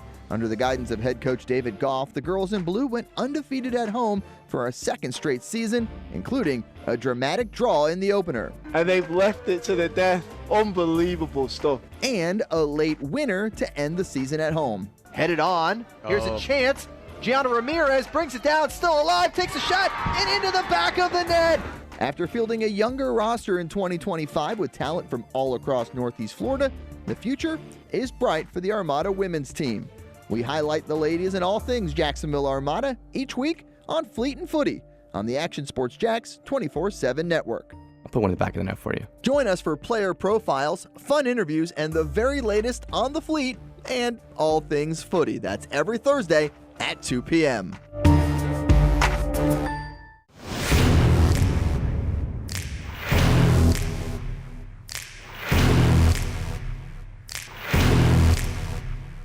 Grab some friends and go to a restaurant or head out for a drink and some conversation. Watch your favorite team play on the big screen. Or how about play some games? You can do all of that in one night at Best Bet. Each location has a different vibe, its own personality, like here at the original Best Bet in Orange Park. When you walk through these doors, everybody knows your name. And here in St. Augustine, it's the newest location. Play some poker. How about the table games? And don't forget about Ace's Sports Bar and Grill. And then there's the Jacksonville location right here on Monument Road. It's the biggest poker room in the state of Florida. Maybe you'll find yourself a seat right here at the final table. Best Bet, where you can have the best of times. And that makes you always go home a winner. Try any of the 3 locations, and you can always visit bestbetjacks.com. Putting your needs first. It's the backbone of how First Florida Credit Union does business. In all honesty, you might as well be speaking another language when it comes to finances. Sure, I'm good with my money, but what am I missing in the fine print? That's what led me to First Florida Credit Union. They're the perfect choice for anyone starting their financial journey because they keep finances easy. Plus, they offer financial education and resources I can trust. So I'm always growing more confident. And as a young adult, I am constantly adding more responsibilities to my plate. From a car payment to a mortgage, it all adds up. Luckily, First Florida Credit Union makes sure it adds up in all the right places and not the wrong ones by offering better rates and lower fees than traditional banks, even if you're still trying to grow your credit. Because as a member-owned institution, First Florida genuinely puts people's needs first rather than focusing on profit. So I know as my needs change, they'll be right there to help me reach my goals. Check out firstflorida.org to learn how you can benefit too. Welcome back to the Brent and Austen Show, streaming on the Action Sports Jacks 24/7 network.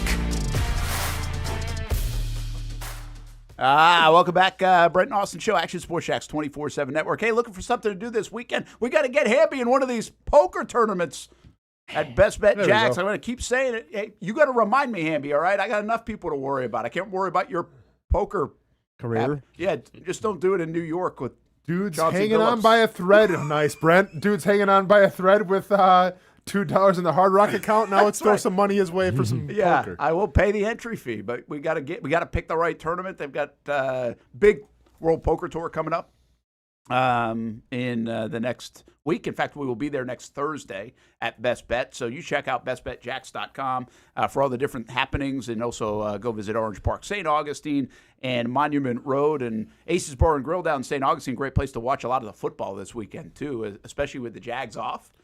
You can have a good time down there, St. Augustine. Speaking of Chauncey Billups and everything, have you been following the latest now? I don't. I'm not caught up as well on that. It might get really bad. Oh, really? Really, really bad. Well, yeah. So here's what I know. You tell me what we don't. Sure. The obviously the poker stuff was fascinating because this was a big time scam, right? That they brought Billups in for.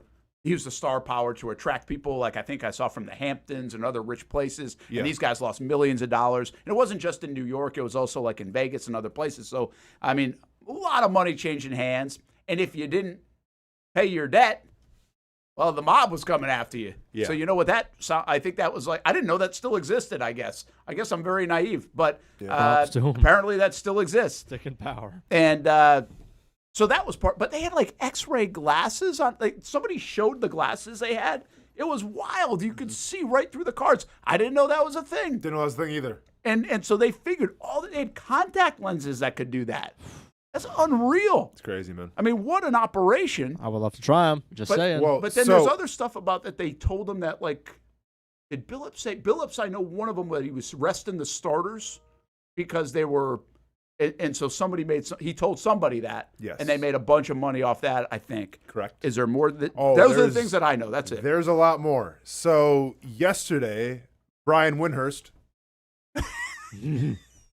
goes on Dan Patrick. And I thought this was AI. Like, I thought this wasn't even real. But then Look into it. It's real. Windhurst goes on Dan Patrick and talks about Terry Rozier and his whole thing. Okay. Where there was that game that we clipped up and played yesterday. Yeah. So I guess that was the game where somebody got keen to what was going on, and like I don't know the process of like telling on somebody, but they basically said, "Hey, Terry Rozier is not acting normal. Like he's throwing this game." Yeah. So then they investigate into it, and then they investigate the bets that were around Terry Rozier, and they found out, holy crap, yeah, something's going on here. The NBA, this is according to Windhurst, gets hold of that, says, oh, okay, we got something wrong with Terry. Let's sit him out for the rest of the year. Because after that game, he had an injury that came out of nowhere where he was out for the entire season. They pulled him. Oh, wow. So the NBA pulled, and this isn't me like making allegations, this is what Brian Windhurst said. No, I saw that too. Yeah. The I did NBA not. pulled Terry Rozier and said that he got hurt, so they could, I guess, just wash their hands of it until after the season. Wow. That's not a good look. Damon Jones. Have you heard about his stuff? No. So Damon Jones is best friends with LeBron James. Oh. I did hear this. Damon Jones got busted disclosing an injury with LeBron James and a back injury, saying that he wasn't going to play before anybody knew about it. Now, the thought could be, okay, well, that's LeBron James' good friend, so maybe that was the case. But if you want to look at it in another way, you can say, okay, was LeBron James in on it? On top of that, and I can't remember what podcast it was, and I don't want to say the wrong one, so it's an NBA podcast. They came out yesterday and said that they were talking about LeBron James and the injury and everything, and then somebody got a hold of them and said, stop talking about it. Oh, wow. Not from like NBA, from like somebody else. Different things. I saw a different podcast thing, and this guy I don't think this was the same one. It must have been on poker or something. It wasn't. I've seen this. Did you see that guy? Where he was like a couple of years ago. He's like, people are losing their money. Yeah. It has to be cheating. So it was like a pro poker player. Okay. And I can't remember what his name was, Hamby. It was like a 3-minute thing on Twitter that I saw, but he said millions of dollars, and everybody knows it's scam. He knew right away. Yeah. Yeah. Because like I guess he goes there and he's like, we have all, and the funny thing is like he was saying, you have all like these amateur celebrities and everything showing up and just like raking. Yeah, they're just cleaning house for no rhyme or reason. So I guess he said like I forgot like he said like in the first like 2 hours he knew like it was all. Oh, set Matt up. Berkey. That what it is? Yeah. I don't. Very unless good. it's Doyle Brunson or Phil Hellmuth, I don't know who we're talking about. You know what I'm saying?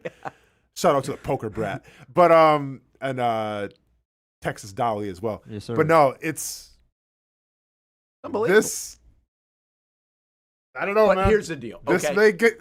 Here's the deal on this, right? Okay. And we said this yesterday. This thing runs deep.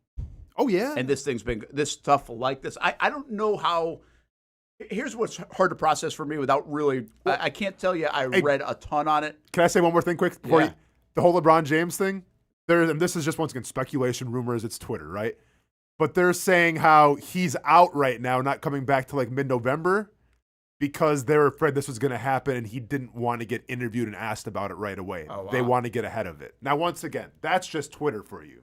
La Gambler. But there's a first, it's crazy. Man. I mean, this is pretty wild, right? If he is, and again, I'm a big LeBron fan because this stuff has not ever entered the equation. Nothing. This is, crazy anyway. But even other stuff to me is, he's been a pretty clean athlete, in my estimation, as big as he is. Mm-hmm.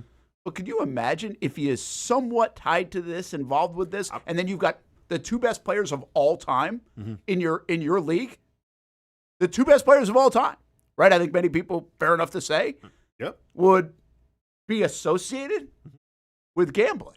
Yeah, I'm not saying that they Brent, put Michael. They put Michael Jordan on a baseball team because of it. Yeah, you're right. You're not wrong. I mean, he started a new career for a year. Yeah, to get away with it. Many people think, wink, wink, right? Like so. I mean, it's it's pretty wild. I don't know. I guess my lack of knowledge in this, just because I'm reading some but not all. I haven't really had a chance to dive into everything that's out there, other than just see some headline stuff. Is what's the correlation between the actual poker mafia thing and the actual like Rozier, Billups saying if he said, "Hey, we're resting our starters"? Well, like, are these one-off or two-off things, or is there a deeper, like, boom, boom, boom, boom, boom of that, domino effect? Once again, man, and like, listen, I probably spent more time on Twitter than I have in the past year just reading about all this stuff because I love me a good conspiracy theory. Yeah, right. I'm not gonna lie. This might not be a theory, especially when it's got sports related to it. I mean, come on, checking all the boxes for me, right? But we should bring this on the board. We should start doing I'm ready to go. I got 2 hours worth. If you need the pins, the strings, I got 2 hours and the Post-it notes. Now here we go. Here's what we're gonna do. We're gonna put a mask over myself and cover my voice up because I'm not gonna get a phone call saying stop talking about LeBron James. Right. I will not be going down that road. Space Jam 2, fantastic. LeBron James, best athlete ever. I thought the mob was dead. I guess not. But no, what they're saying. Once again, what I've been reading is that everything is connected. With Chauncey telling his players saying what players are going to sit out and resting some players because it's the end of the season. When Damon Jones was saying that LeBron was going to be out with a back injury, from my understanding, and then the poker stuff too, it's all tied together. Yeah, it's unbelievable. And once again, and this isn't me saying it. This is Windhurst. It does not make your league look good when you took out a player and said that he was injured, and you sat him out for the entire season. I can't believe Windhurst even said that. Because that was pretty amazing. Yeah. So you think your red flag on that is the NBA knew about it? Right. They did. Yeah. But what I don't know is here's my guess. Okay. This is maybe I've watched too many TV shows, but my guess is the NBA didn't just find out about this 2 days ago. So the NBA has been in the loop that there might be some people on their watch list, and if that is the case with Silver, Adam Silver, and he knows that, and then they get red flagged on the Rozier stuff. Well, now, based on the fact that there's an investigation about possibly this stuff, maybe Rozier's name's even already there, and then they get this information, they were like, we're getting you the hell out of here. So I don't know if it was an act on their own. Yeah. You know what I'm saying? It might have been still part of the This has got to go back years, right? I mean, this is not a 2-month investigation to be able to figure this out. How did they even crack this code is amazing. I don't think maybe there was some stuff on that I didn't see. Yeah. So it's fascinating. And what I asked yesterday is, will this be the point that we look at 5-10 years? 2-year investigation. Thanks. And by the way, the Clutch Sport. So that's with that was LeBron's Jeff Teague. agent. But that was Jeff Teague who went on a podcast and said supposedly some people pulled up to his house and said stop talking about LeBron. Wow. But once again. Wow. Yeah. Well, again. Hey, I said Space Jam 2 is legit. I'm not getting involved in this. Brent was talking bad about LeBron. That's Brent A.S. Jax. I'm just reporting. I'm just the messenger. You don't shoot the messenger. I'm way easier to find than you, so don't say that. My bad.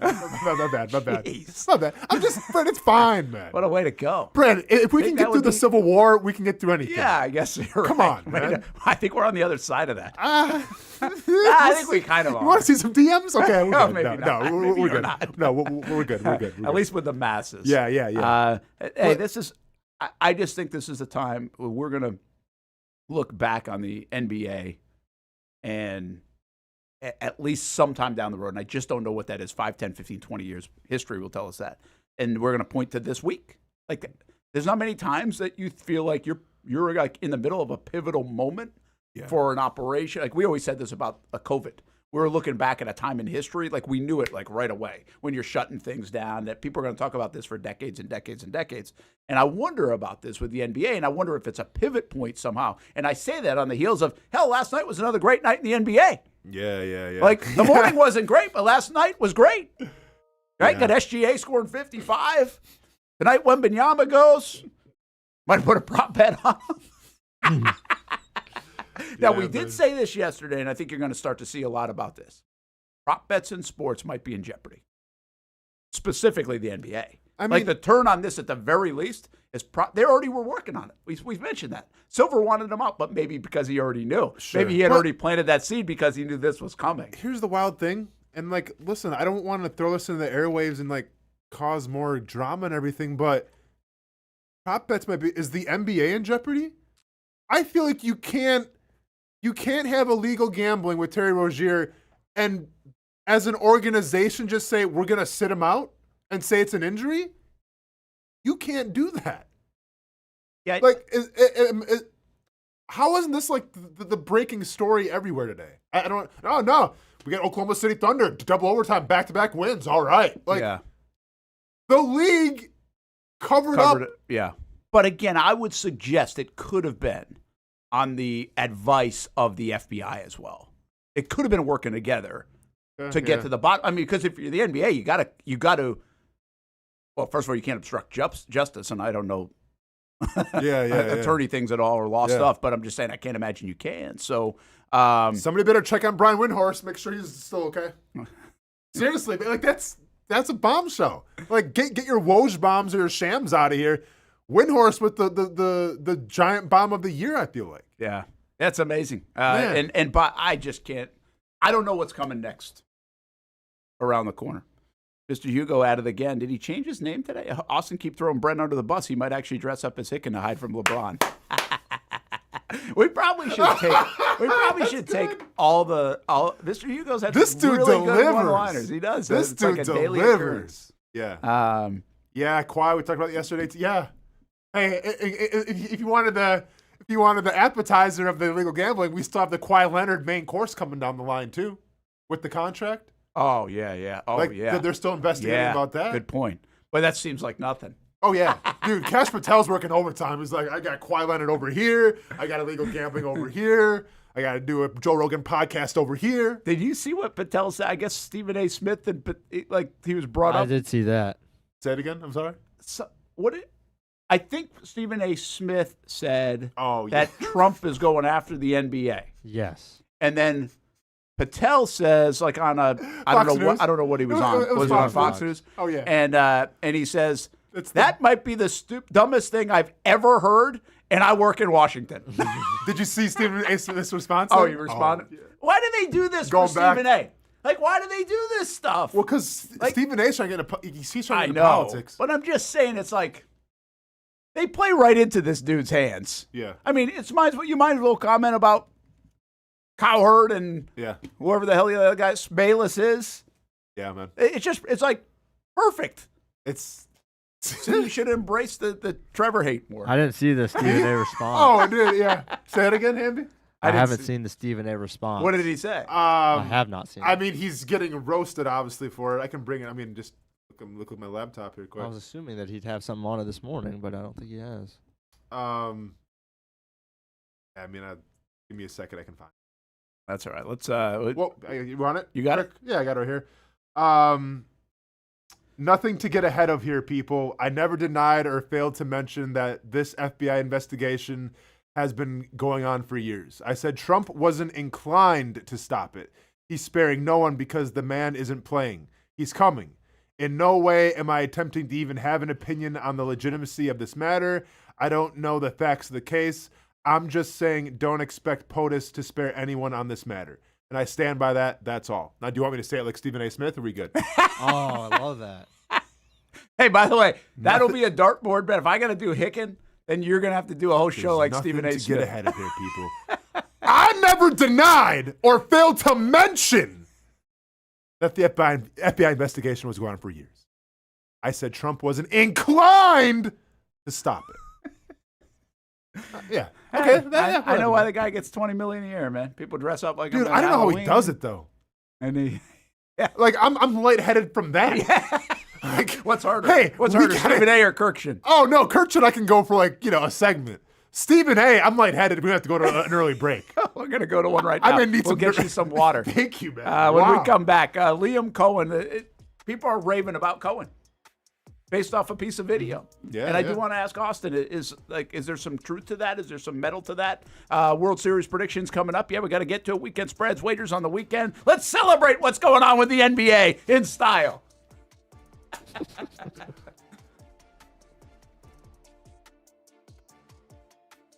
When it's time to get a new car for anyone in your family, just remember, nobody but Nimnick, the #1 Buick GMC dealer in Jacksonville. Get the latest price breaks on 2023 and 2024 models or the newest 2025 vehicles in the showroom on Phillips Highway or shop online at nimnickbuickgmc.com 24 hours a day. GMC Sierras, Yukons, and the redesigned Acadias, or get the all-new redesigned line with Buicks. It's nobody but Nimnicht, and part of the reason why is this is a first-class buying experience here at Nimnicht Buick GMC. You're not just a customer, you're a friend. This is about getting a vehicle that best fits you and getting you on the road, and also helping you and your family down the road.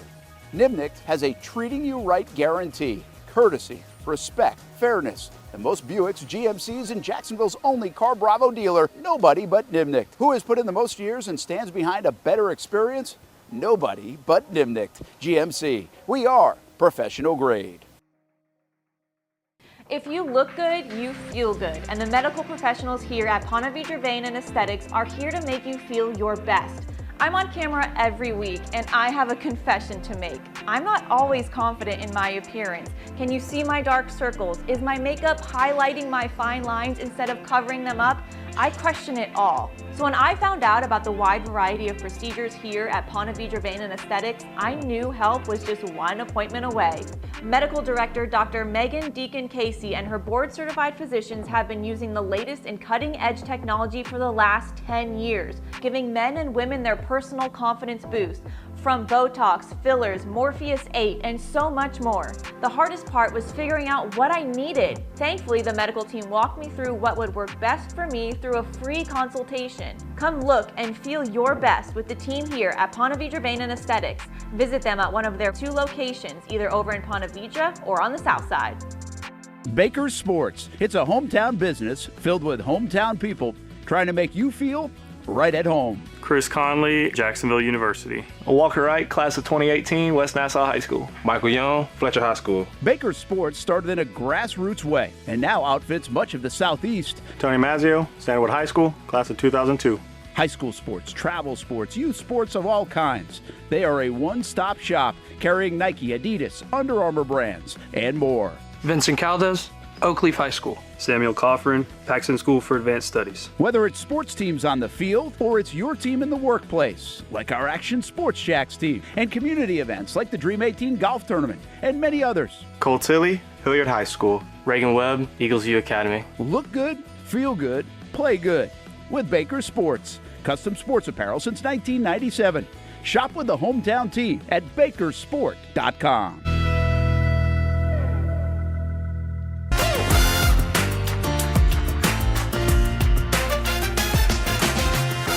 Empower a future, inspire a dream.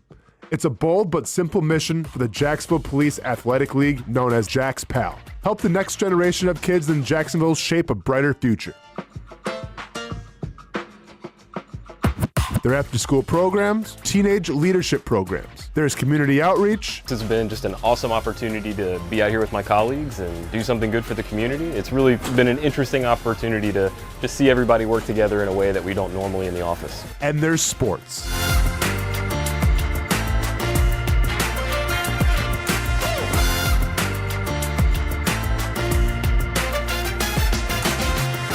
There are also ways you can help the next generation with a donation of any kind. Just visit jaxpal.org to get more information. Empower a future, inspire a dream with Jax PAL. Most of us know how to throw.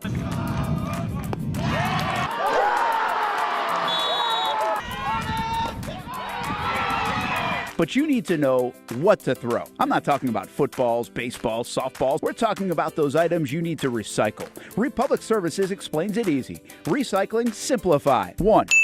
Know what to throw. When in doubt, throw it out. 2. Empty, clean, and dry those materials. It takes an extra minute, but it makes a big difference. And 3. Don't bag it. This makes the recycling process faster and more efficient. This is a look at the Republic Services North Florida Recycling Center. You can make this process even more efficient.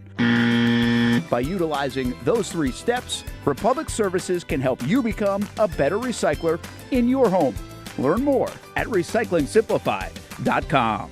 Welcome back to the Brent and Austen Show, streaming on the Action Sports Jacks 24/7 network. Liam Coen and Sean McVay, and that was a tough one for Coen, and probably one that he looks back on it down the road, I think. In the immediate, tough, but down the road as, maybe learned a lot from it. And it sounded like when I was flying back and we did that Zoom call with Coach on Monday, that was his only availability this week, and he said that he had already talked to McVay and Stafford. And I don't think that just came from after the game, because that's too quick of a thing. Yeah, but he had mentioned like how those guys were talking about their front. My guess, when you have coaches like this, I bet he's had 2 or 3 conversations with McVay already about his football team. Sure. Which I think is kind of cool. Mm-hmm. I think that part is pretty neat. If they, how much they help each other, I don't know, because you could see each other down the road. I don't think they're giving away secrets, but you can also learn some things about how you coach the game, what they were doing against you. Mm-hmm. And I don't really know how much of that is taboo or not in the NFL, but I guess it just depends how close your buddies are. Yeah.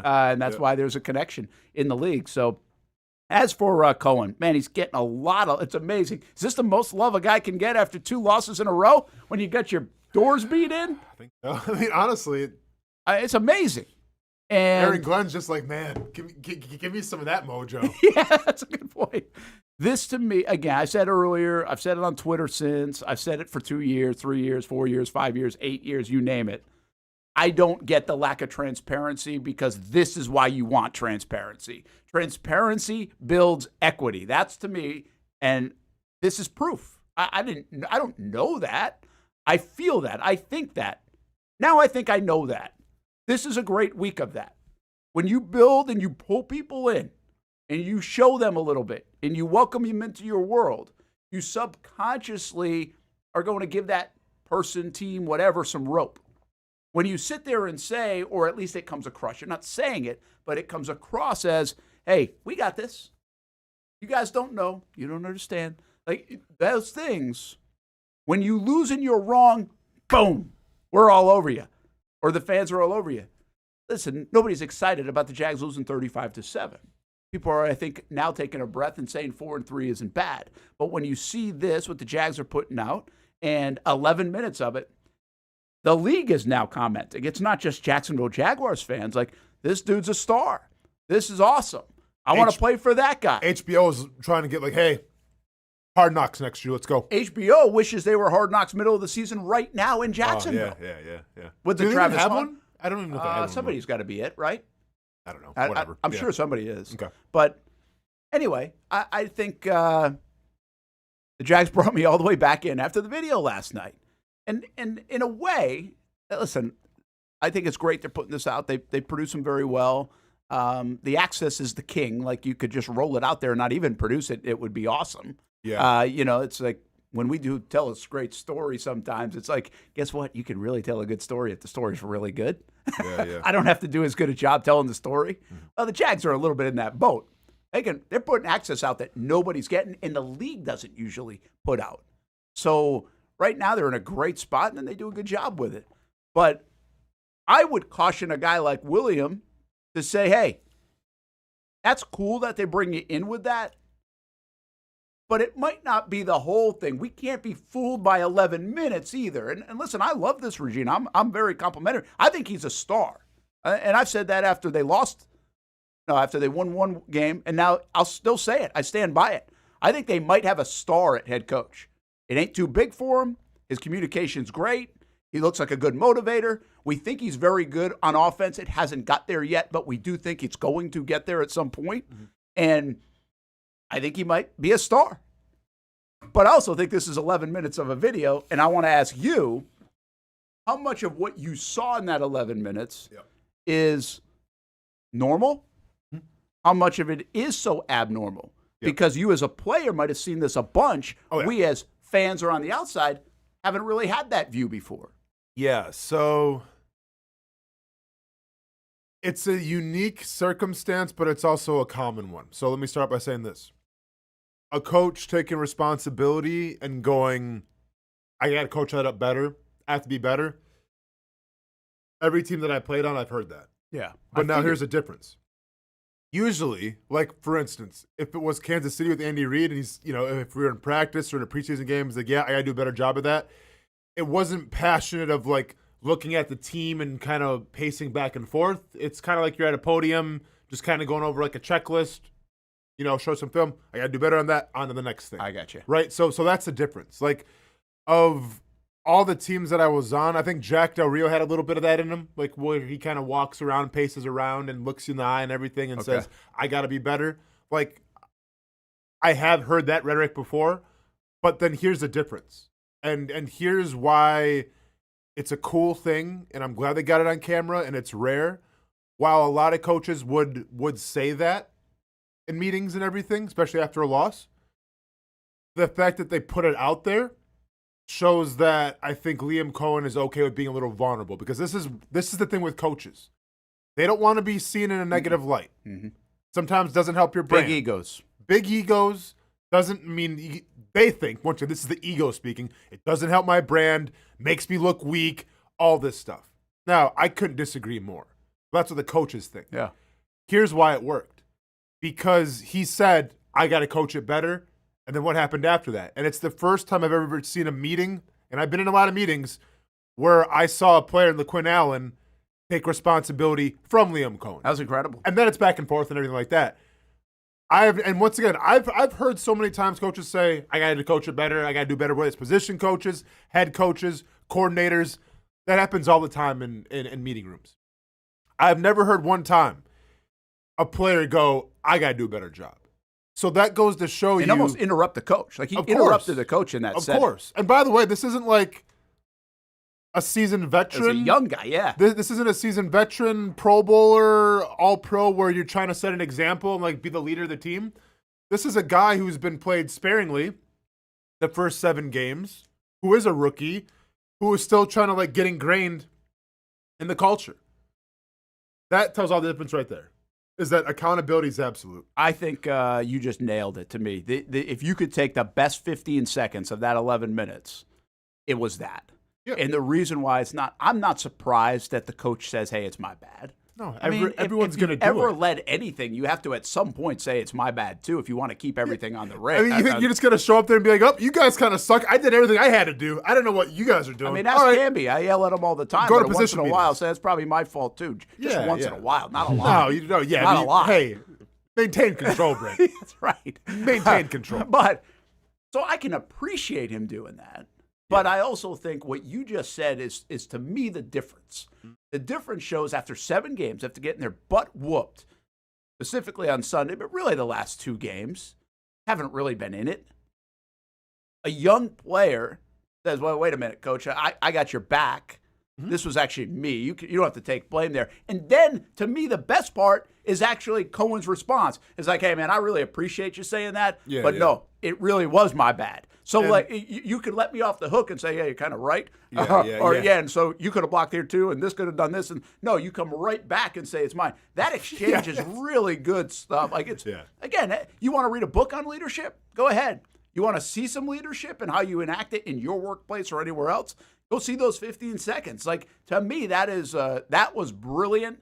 And he stayed on task. He stays in the community, what he wants to get across to these guys. Yeah. Not sidetracked at all. But the accountability part of that says, that gives me hope right now. Not that Liam Coen's a star. I think that anyway, or can be a star. I don't want to say he's already a star. I think he's on his way to potentially being a star. Mm-hmm. And I felt like that for a bit now.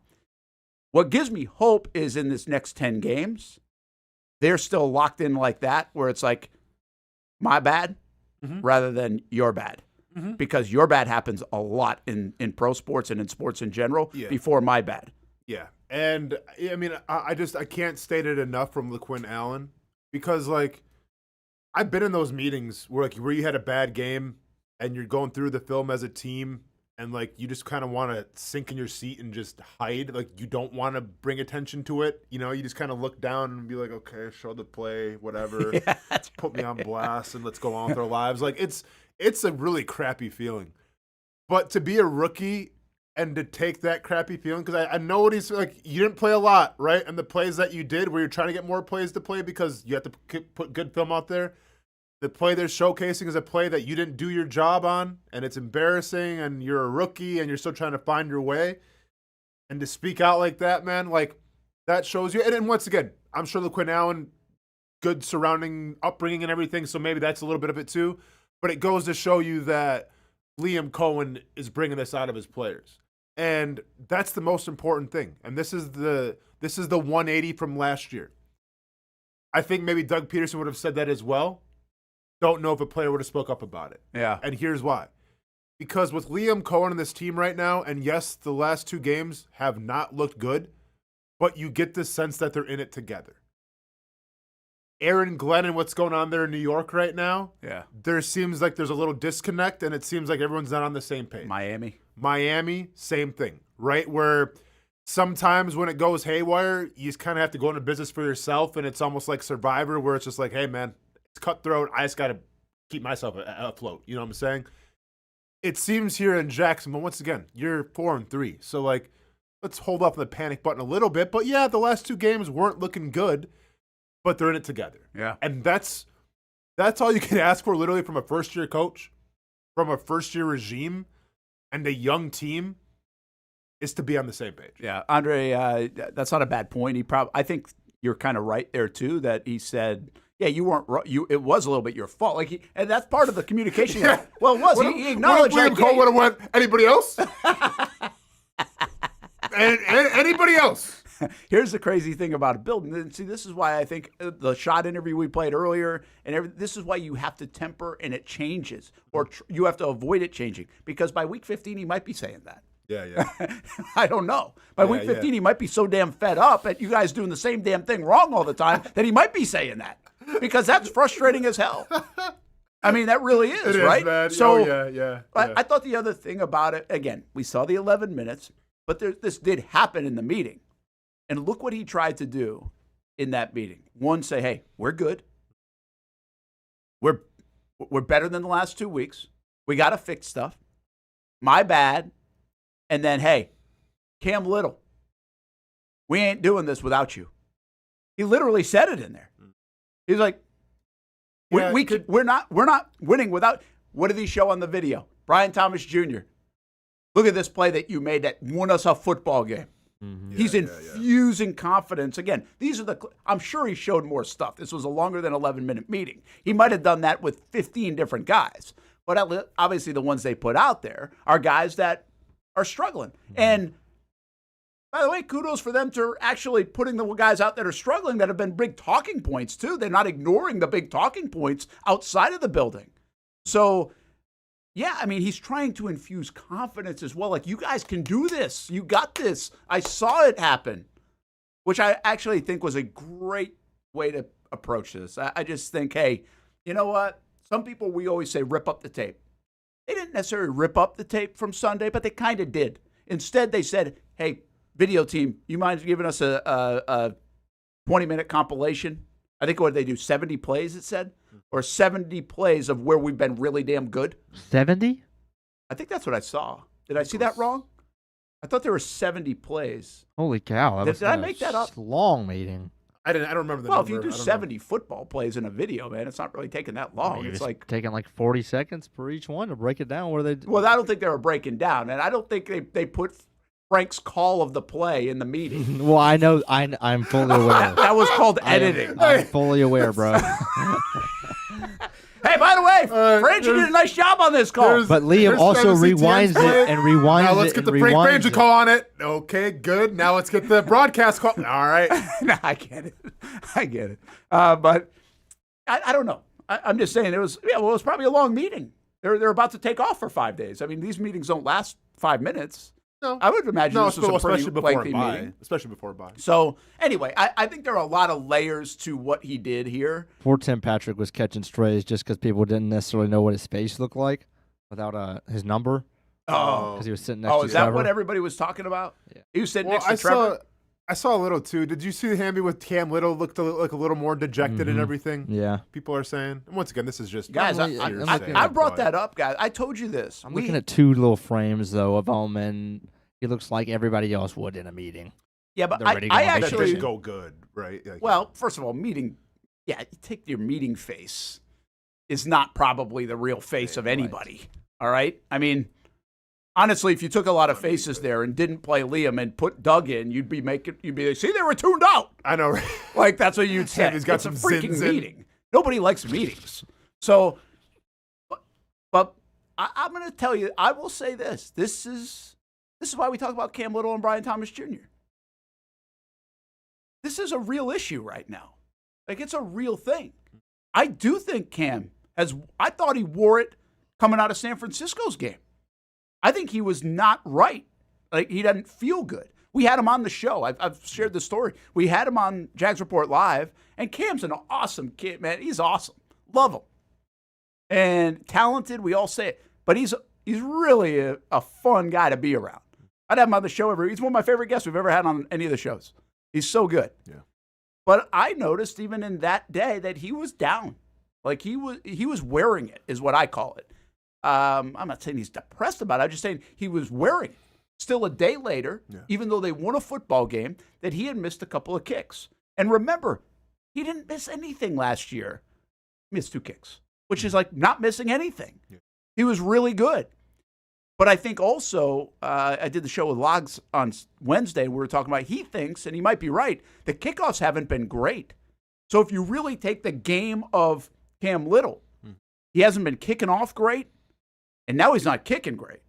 And he's missing in warm-ups, and he's missing in practice. Like, he ain't in a good spot. Like, that's reality. And I think he's a genuine young man, and he's wearing it. And so I noticed that after San Fran. I don't even know what it would look like now because it's been even worse. So this is why this is a real thing. You can't – Coen can say, we believe in you. And listen, I think we should all believe in Cam. I think he's going to have a great career in the league. But I don't know how you get on the other side of that just by taking 5 days off. I know. See, I don't think you do. I feel like this is more of like, you know, if you're wearing that kind of face, you have that kind of energy, okay, if you play a different position, it'll be all right.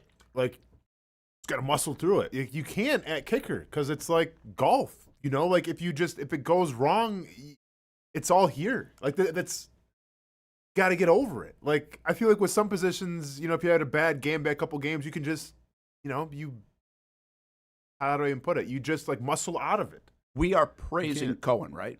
Sure. And I think he's earned a lot of that praise. But here's the deal at the end of the day. What he is doing currently, I don't know, wherever he is, on the whole Cam Little and Brian Thomas Jr. thing, is this. That's all you can do at this Because point. what can he do? Yeah, I mean. Like, what can you do? He said, go get away for 5 days. And he's hoping that 5 days later, when he comes back in that building Monday, he feels good and confident and rested. And then it works on Sunday. Mm-hmm. Outside of that, what the hell else can you do? Who do you think? Because once again, this is I shouldn't speak with Brian Thomas because we don't know how injured he is. Like I don't. Here's know, the deal, man. If the injuries are starting to play into the whole thing, and I'm not discounting injuries, but everybody plays hurt. Okay. But if the injuries are a reason why, then you got to get him out of there. Well, and they should be saying it, or he should be on the report. Well, the guy was holding his arm walking off the field, But if the wrist has been a thing, whatever it is. Now some shoulder, people wrist. are saying ligaments, whatever. Here's the deal: if it's any of that, then you defend the player, one by not playing him, and two by saying he's been really battling through stuff. But that's my point. Like, if he was truly that injured, I feel like you could kind of throw him a lifeline and say he was, because then we can stop going, oh, he's afraid to go across the. Well, no, dude's like arm is. Well, they tried to do that a little bit. Okay. Remember? Yeah, I remember. And then we questioned it. Game? Yeah, and then we questioned it. Yeah, because I think it came out of nowhere. I think it's. I'm not telling you that Brian Thomas Jr. is faking injuries. Mm-hmm. I'm just saying he's healthy enough to play. And if you're healthy enough to play, well, you got to perform. Like, that's just the reality. But my question is who do you think has the risk of having a change happen to them in terms of whether it's going down the depth chart, or obviously with Cam Little would probably be obviously bringing competition. Like, who has a better shot of overcoming what they're going through right now, and who has a better shot of not? And I don't like talking about, hey, who psychologically is going to come out of this funk better, you know? But, like, it's a legitimate question. I think they're both in a very similar spot. I think they're 22 now, just turning 20. One just turned 22, one just turned 23, like this in the last month. Yeah. They're young, talented players. I believe there's a lot of talent. I believe they are also very human right now. Mm-hmm. And they are feeling the way you and I and everybody else would if things didn't go well. Mm. And they have I do think athletes are special when you make it to this level of mental toughness. So I do think they can both come out of it. But to predict which one is going to come out of it, I guess the easy answer is Brian, because you can just throw him bubble screens 3 times in a row, and at least that gets him in a rhythm. There's no getting a kicker in a rhythm other than practice, unless you just want to say, hey, we're just going to kick Cam 35 yards and in. Like, well, what the hell? You can't do that. You got to try to win football games. Because it doesn't. Once again, like I don't want to like. I'm not a psychologist, but I feel like if you're in Las Vegas, and it's like a 45-yarder, and it's like, okay, just go for it. Like, how does that affect your kicker though? Where it's like, I can hit this 45-yarder, but you don't want me to now. Like you try to like, because I feel like that could do him a disservice. Yeah, this is the. I don't think it's an easy. Everybody talks about like the getting the offense on track, which is true, getting the penalty stop. This is the hardest job right now that Liam Coen really has, is these two guys. This is why you need to bring me on as the vibe coordinator, Brent. This is his hardest job because of what you just said. If you go kick a 40-yarder, you bring him out there and he misses, that's even worse than not bringing him out. But even though if you don't bring him out, hand in hand, yeah. But it's worse if he misses. Brent, if you're a kicker though, like you want, I still think even though Cam Little's not feeling like the most confident, if it's like a 40-yarder and, you know, it's a chance to go up by 10, let's just say. I want that situation. And I think Cam Little would want that too. And if Liam Coen goes, the ball. Yeah, and if Liam Coen goes, you know what, man, hey, we're all right. We're winning by 7. Let's go for it. Try to get 14. You know, like, I think if that conversation's had, if I'm Cam Little, I'm a little bummed. I'm like, come on, man. Like, I got this. There are situations, right, where right now that you just have to kick. If the Jags and Raiders come down to the wire and it's a 48-yard field goal and there's 4 seconds left, you're kicking. Like, you have no choice. Like, you got to kick. Yes. But if there's more of a choice to what you just brought up, and it's 4th and 1 or 4th and 2. And you're up by 7 or something. Yeah, and you can either go for it, because you do a lot. By the way, that's part of your nature. It's like you are an aggressive team. Or you could bring the field goal kicker in. So I'm going to paint that scenario. On 4th and 2 from the 30, 47, 48-yard field goal, or you've got to throw it to Brian Thomas Jr. That's what Coen has to deal with. Because on your 4th and 2 play, guess what? Yeah, I might throw it to your best receiver. And what's the score? No, I think it has something to do with it. Let's say the Jags are up by 3. Okay, they're up by 3. Well, I mean, seriously, I need all this stuff to make a good decision. And then I got to paint the picture a little better. Okay, for sure. I mean, I'm trying to think of the damn analytics plays in my mind too. All right, Jags are up by. What's the best way to say this? All right, Jags are up by 4. Okay, so they need other team needs a touchdown. Yeah. Kick the field goal here though. Well, all right, I'm going to say this. I'll make it longer to make it a little bit more interesting. Okay. Ball's on the up by 4. Ball's on the 36-yard line. Okay. So it's a 54-yard kick, or 4th and 2 with like 4 minutes to go in the game. So 4 minutes to go in the game. Up by 4 on the Raiders 36. 4th and 2. Are you going for it, or are you kicking a 53, 54-yard field goal? And you got to throw it to Brian Thomas Jr. And you scored prior to that, obviously. Yeah. Well, I'm saying for an extra point. Like, he's kicked an extra point, I would hope. Oh, yeah. There's some confidence. Okay. Yeah, he's got. He hasn't kicked a field goal yet. But he's got extra points. But it's 21-17. I have a clarification question. Oh, my gosh, you guys are making this hard on me. You say we have to throw it to BTJ. Does that guarantee me that the pass gets off clean and that I'm not sacked? Yeah, no penalty. No, you got a pocket. You got a nice route picked out, whatever it is. Okay. But this is again, you're going to keep going with the ball game. You go run your 4-minute offense. You don't put your defense on the field. This would be a better situation if I said it's 28-24, because that means the defense is playing just okay too. Yeah. So dang. Okay. I mean, next question is hand the other team the dub. DJ Steve Aoki spinning in the stadium? Is Steve Aoki there as a DJ? No. Okay. Here's what we're gonna do. It's a 54-yarder. 54-yarder. I'm going to use Cam. And here's why. I'm going to use Cam because he's got it. I assume he hit the extra points already. So he's got that a little bit. But to me, this is almost the all or nothing where I'm going to use this situation to help elevate the team. If Cam Little goes out there and makes a 54-yarder, which it's a longer one. If it was like a 51, I'd be feeling more comfortable, honestly. It's crazy, 4 yards. But if Cam goes out there and makes it, and you win the football game, and obviously he's happy, but here's what I do like the next meeting. I show Cam Little hit the 70-yarder. And then I show Cam Little's misses. And I say, look at what he had to overcome, but now we're here. I show Brian Thomas Jr. highlights from last year. Getting, the 1,300 yards, getting the 10 touchdowns. Then I show the Brian Thomas Jr. drops. And I go, if we have a kicker here who was mentally in the funk, who was not believing in himself, and he helped us win a football game with the 54-yarder, Brian Thomas Jr., you can do the same thing. We all go through it. So I use that as an example, and I risk it for the biscuit, I guess. And I literally put both players' psyches on the line, and I say, Cam, go make it. And then when you make it, we win the football game. Brian Thomas Jr., I'm going to help elevate you as well. That's what I would do. An interesting way to do it, because I wonder, as you're saying that and I love this sports psychology, I wonder if he kicks a 54-yard field goal, 55, they end up winning the game. They hold him on defense, whatever. And I wonder if I even address it, because I'm now like, he's good. Oh, yeah. Yeah. You know what I mean? Yeah. Because I'm like, he's good. He kicked 3 extra points. He made every kick. He made a huge kick. And here's the argument against me and why you might be right. I feel like it all went downhill after the 70-yarder. Like, where everybody was talking about it and, like, putting him in this new pedestal and everything.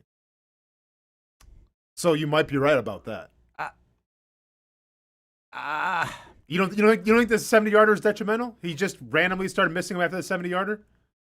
Yeah, he didn't, because I don't think so. I don't think so. My view, and somebody asked me this, is like, oh, you got your 70-yarder. I was like, I kind of forgot about the 70-yarder. I mean, I didn't. I played it up big time in the preseason. Trust me, I was there, and it was unbelievable. Everybody played it. We all did, and I started to say, you could feel the vibe on the sideline when he started to get to midfield, like, whoo, let's go. Put him in. Now the vibe is like, I hope we score a touchdown so we don't have to put him in. But that has changed in like 2 months.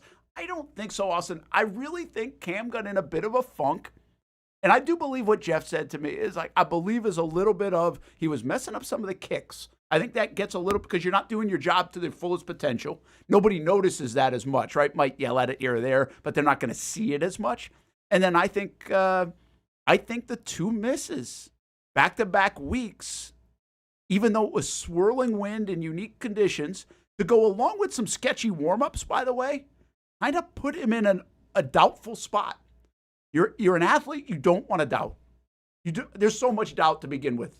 You don't want to bring more to it. And I think Cam kind of brought some of that to himself in a way. I don't think the team was like that. I don't think even the fan base was like that. Because if you remember, they won those games. San Francisco and the week prior against Houston, so it almost like, don't worry about it, doesn't matter. I think it was more like worried about it for Cam. That's my view. I mean, I don't know. I'm not around the young man. I'm just saying I think he started to worry about it because maybe there was more evidence from practices that we don't see, or obviously we saw some warm-up stuff. And I think he got a little bit in his own head, kind of like Brian. I think Brian's been a little bit in his own, which is a very natural thing. I'm not knocking these guys. Now they're the only ones that can kind of dig themselves out of it, too. Yeah. And that's just sports, man. You talk to anybody. You've had to do it. Golfers have to do it. Like, see why it doesn't automatically happen. No, for sure. But I don't think to answer your question, I don't think it's about the 70-yarder. But I'm not telling you I'm right. I just don't think it is. Yeah, and once again, and then I'll let you guys answer the question. I'll just speak on the 70-yarder real quick. I just think that you have a guy in Cam Little who's been accustomed to always hitting his field goals. Yeah. Right? And has never had any issues probably in his life.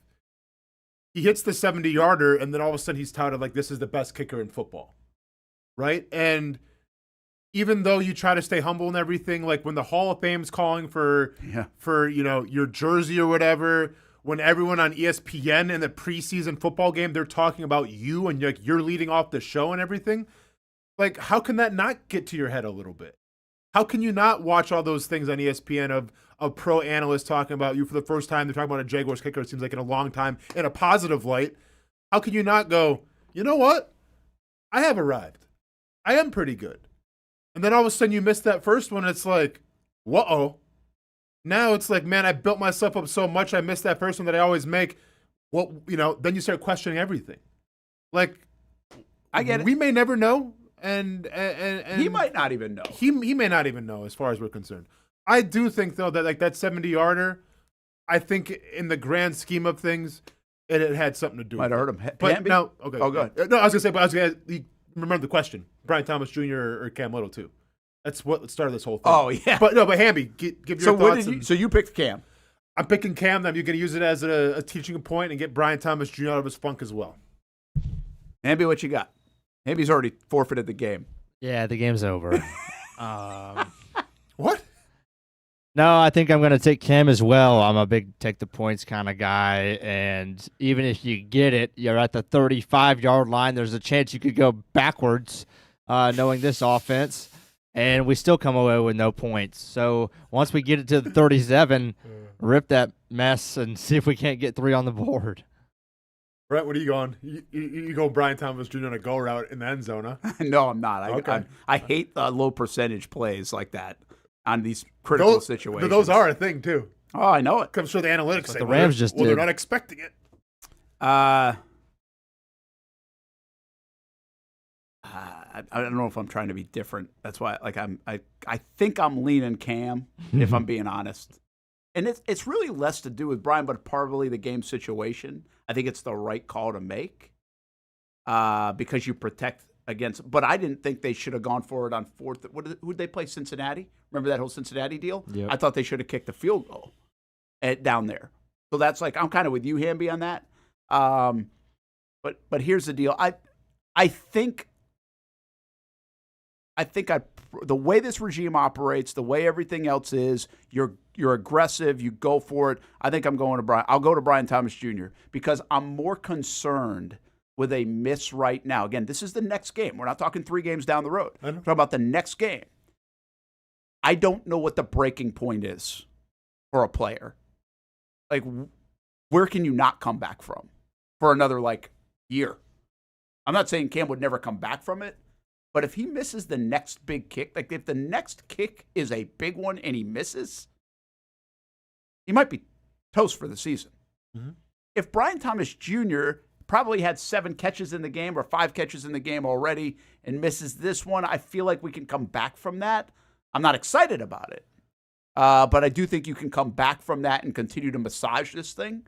And to your overall point, you don't have anybody else to go to at kicker. You can still throw it to Travis Hunter and all these other guys, even if Brian's, in the crapper. Yeah. So you can always bring in somebody else for kick, but you could. But I think I'd go Brian Thomas Jr. because of the way Coen thinks, so the way we do we're going to win the game and we're going to get it to our guy, and he's going to catch a little whatever en route for 5 yards and get down.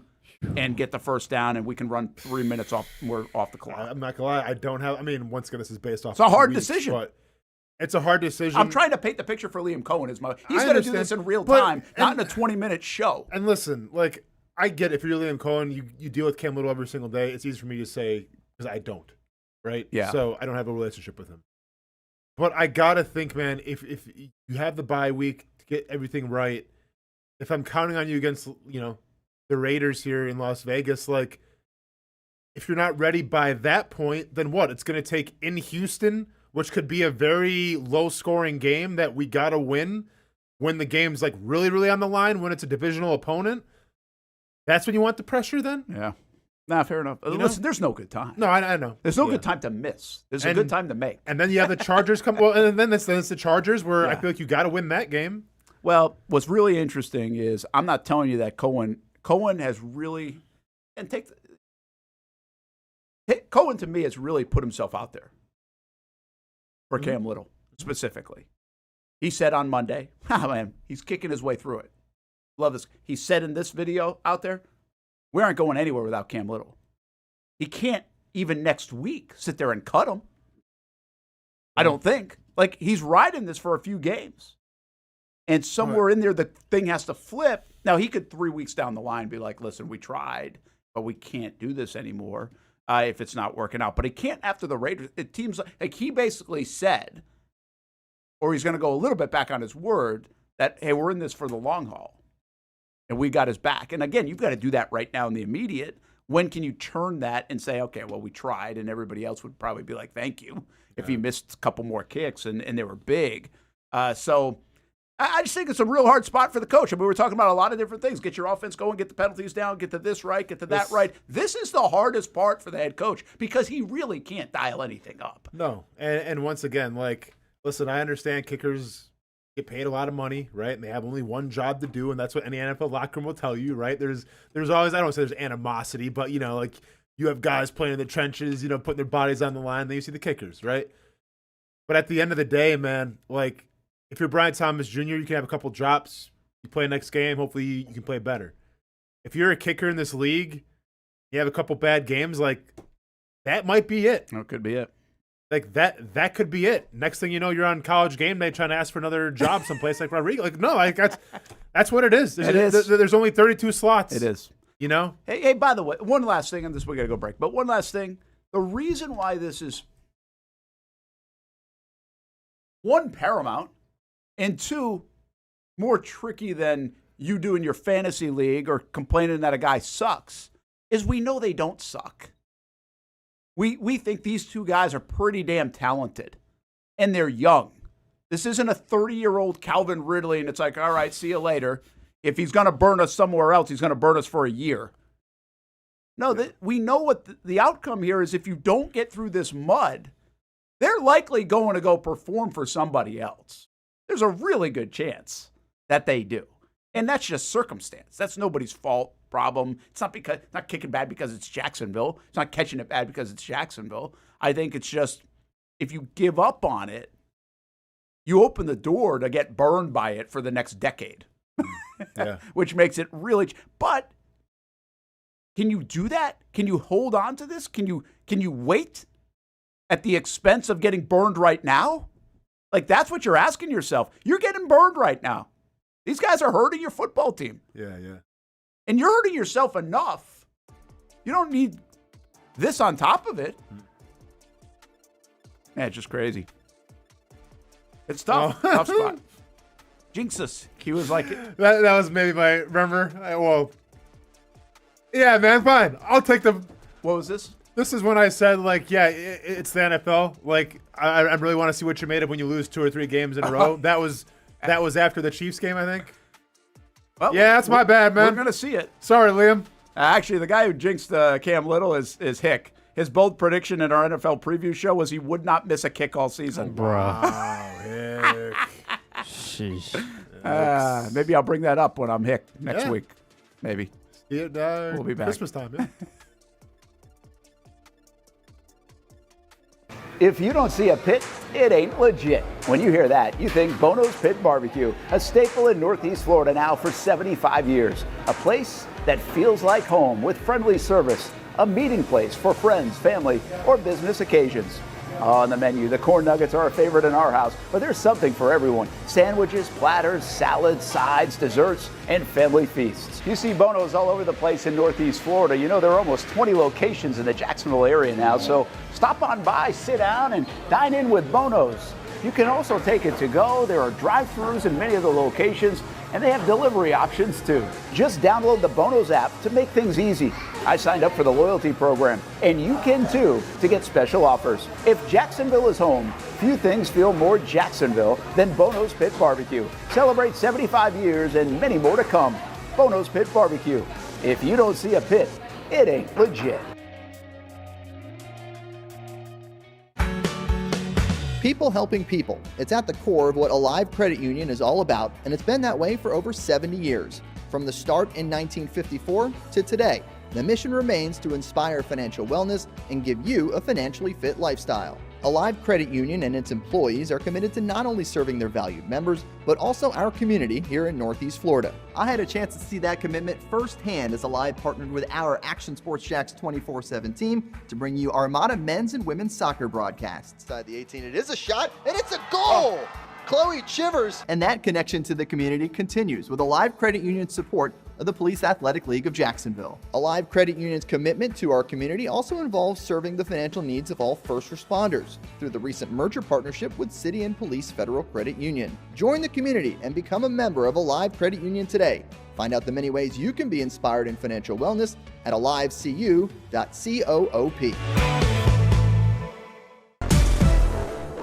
CGC Water Treatment and Plumbing is taking their 75-plus years of expertise and expanding to CGC Home Services. Water treatment and plumbing is still a big part of what they do, and now they can do even more for you. Home services like kitchen and bathroom remodeling, showers, sinks, faucets, toilet repair, backflow testing, and the list keeps going. Find all they can do at cgchomeservices.com or give them a call, 904-298-7052. It's a new look and a new name with the same expertise. They've been serving homes like yours since 1946. CGC Home Services, right here in Jacksonville off St. John's Bluff Road, 904-298-7052. And visit cgchomeservices.com. Florida license number CFC 1432579. For the game day hustle and every day in between. Juggling my show, Jag Social, to going under the Friday night lights and a social life, it's a daily tournament. But this ride, MVP status. The all-new 2024 Lincoln Nautilus isn't just my car, it's my personal locker room, office on the go, and VIP lounge on wheels. Let's talk tech. My profile remembers everything from customizing my dash display to setting the ambient lighting and my signature scent. And wireless charging, essential for live tweeting scores. Whether I'm packing for a beach day with friends or heading to the gym, there's space for every passion. After dominating all day, this becomes my recovery zone. The massage feature is like having a personal PT on call. Life's a non-stop game, but with this ride, I'm always on my A game. The 2024 Lincoln Nautilus. Drive your passion.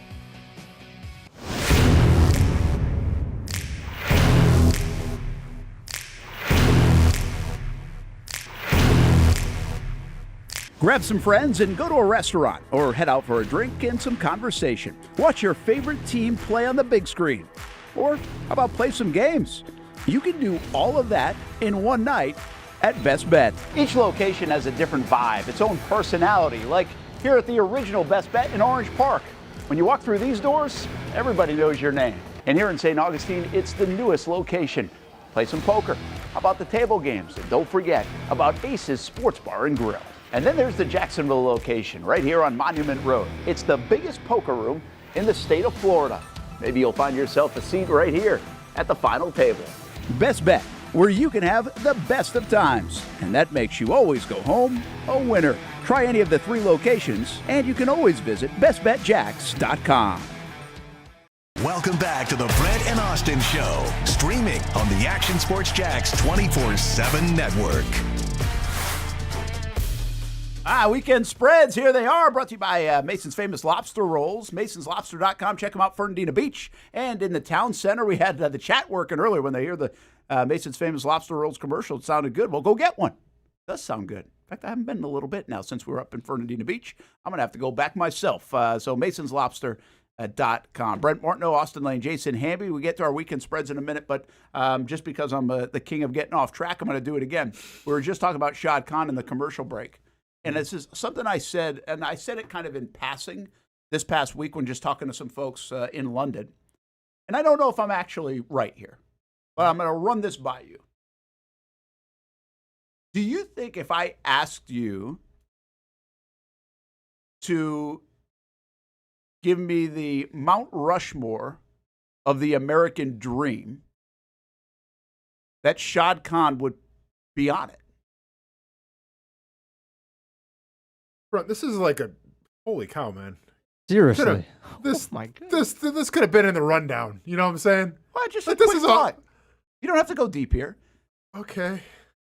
Because here's one thing. I think he is. This is like the hardest question I've ever heard. Well, we can talk about it next week. I'll give you all weekend.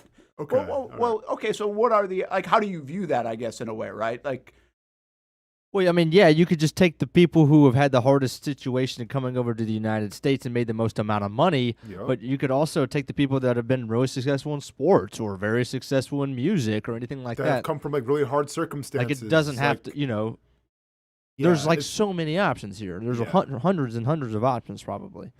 Yeah, thousands. Obviously, there are very few. Well, of course, there are a lot of billionaires. options. That's why it's called the American Dream, and that's why this country is what it is. But he is like top 200 richest men in the world, and came from nothing. And I think like this category usually fits people that came from very little or nothing, and usually a different country. Right. Right. And maybe I'm wrong in that, but I think I'm right in that. And now we have a ton. I mean, this is a melting pot in the United States. So I get it. There are a million answers here, but there are only so many guys that have made it as big as he's made it. And also, if you really think about it, in like kind of the American manufacturing world of cars and bumpers and everything else that goes along with it. Yeah. So anyway, think about it on the weekend. You don't have to answer it right now. Go. Give me the rest of the year, and maybe I'll get you 100 names. Like but like, does anybody come to mind when I say just American Dream? You're like, hey, this guy's the epitome of it. And you don't have to say. I'm not saying Shad here, but what? I mean, is it Elon Musk? Is it? I mean, like I don't know. Do you have to be rich? Like I don't know. No, yeah. Well, I think that's something to do with it. Like to me, the American, and once again, that's everyone's definition of the American Dream. I think is different. Like to me, the American Dream is taking an environment that you grow up in or a situation where the cards are stacked against you, the chips stacked against you, and you find a way to overcome it. And you find a way to better the life that you weren't supposed to have. I got if that you. makes sense. Like that to me is the American Dream. Yeah, fair enough. Because like that to me is like what freedom is, right? Like Yeah. you have the choice to literally be whatever you want to be. You gotta put the work in, but like that's why they always said, like with Benjamin Franklin, the pursuit of happiness. You're not guaranteed happy. Is that Ben Franklin, Pursuit of Happiness? Oh, that sounds good. I think it's Ben Franklin. Life, liberty, and the pursuit of happiness. Yes, correction. Hamby knows. I should ask you, Hamby. What am I asking Brent? Yeah, no, that was my bad. But because he was smart about it. Because he said the pursuit of happiness. Like, you don't just get granted happiness. You have to put the time, effort, and energy in, and then you have an opportunity to get said happiness. Brent, come on, Marty. It's the Declaration of Independence. Yeah, I know. Okay. He did. No, I didn't know that. I didn't know that. Actually, What is that? I like a little history. Gettysburg Address? What I is like a that? little now? history. That was actually an What is amazing that? poll on a topic that wasn't even What's that? just brought up you? right now. No, that you brought up pursuit of happiness to actually have your argument. Oh, well, I mean, that's... You should have saved that for laying down the law. Oh, no, I hear you. But I feel like, Anyway, hey, listen. If it makes you feel better, we'll do this next summer. We'll give you 6 months to get your ducks in a row. And on Independence Day, if it makes you better. Now we're talking. We'll One have a day after you conversation dress about- up as Dan. Yeah. Or God. George Washington. Like, I don't know. Which by the time that comes around, Dan might look like. Yeah, there might be a semblance.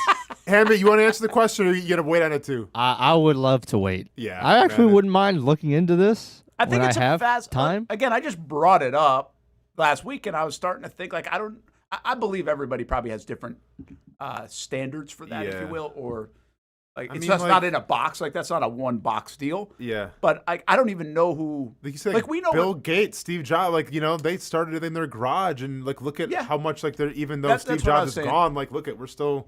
No, you're No, right. he wasn't maybe like the most respected dude at the end, and people have felt a certain type of way about him. But like, we feel Steve Jobs every single day. Oh yeah, no doubt.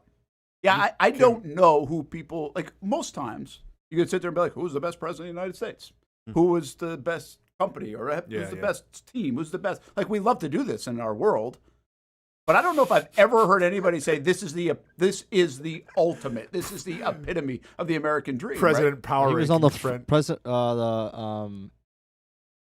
the picture of Forbes, wasn't he? Way back when for this? Shad Khan. Yeah. Oh yeah, he's been on. Yeah, I think he has. I No, think but he's- it was posed as the American dream. face of the American dream. Yeah, well, he's 60 Minutes did a story on him with this.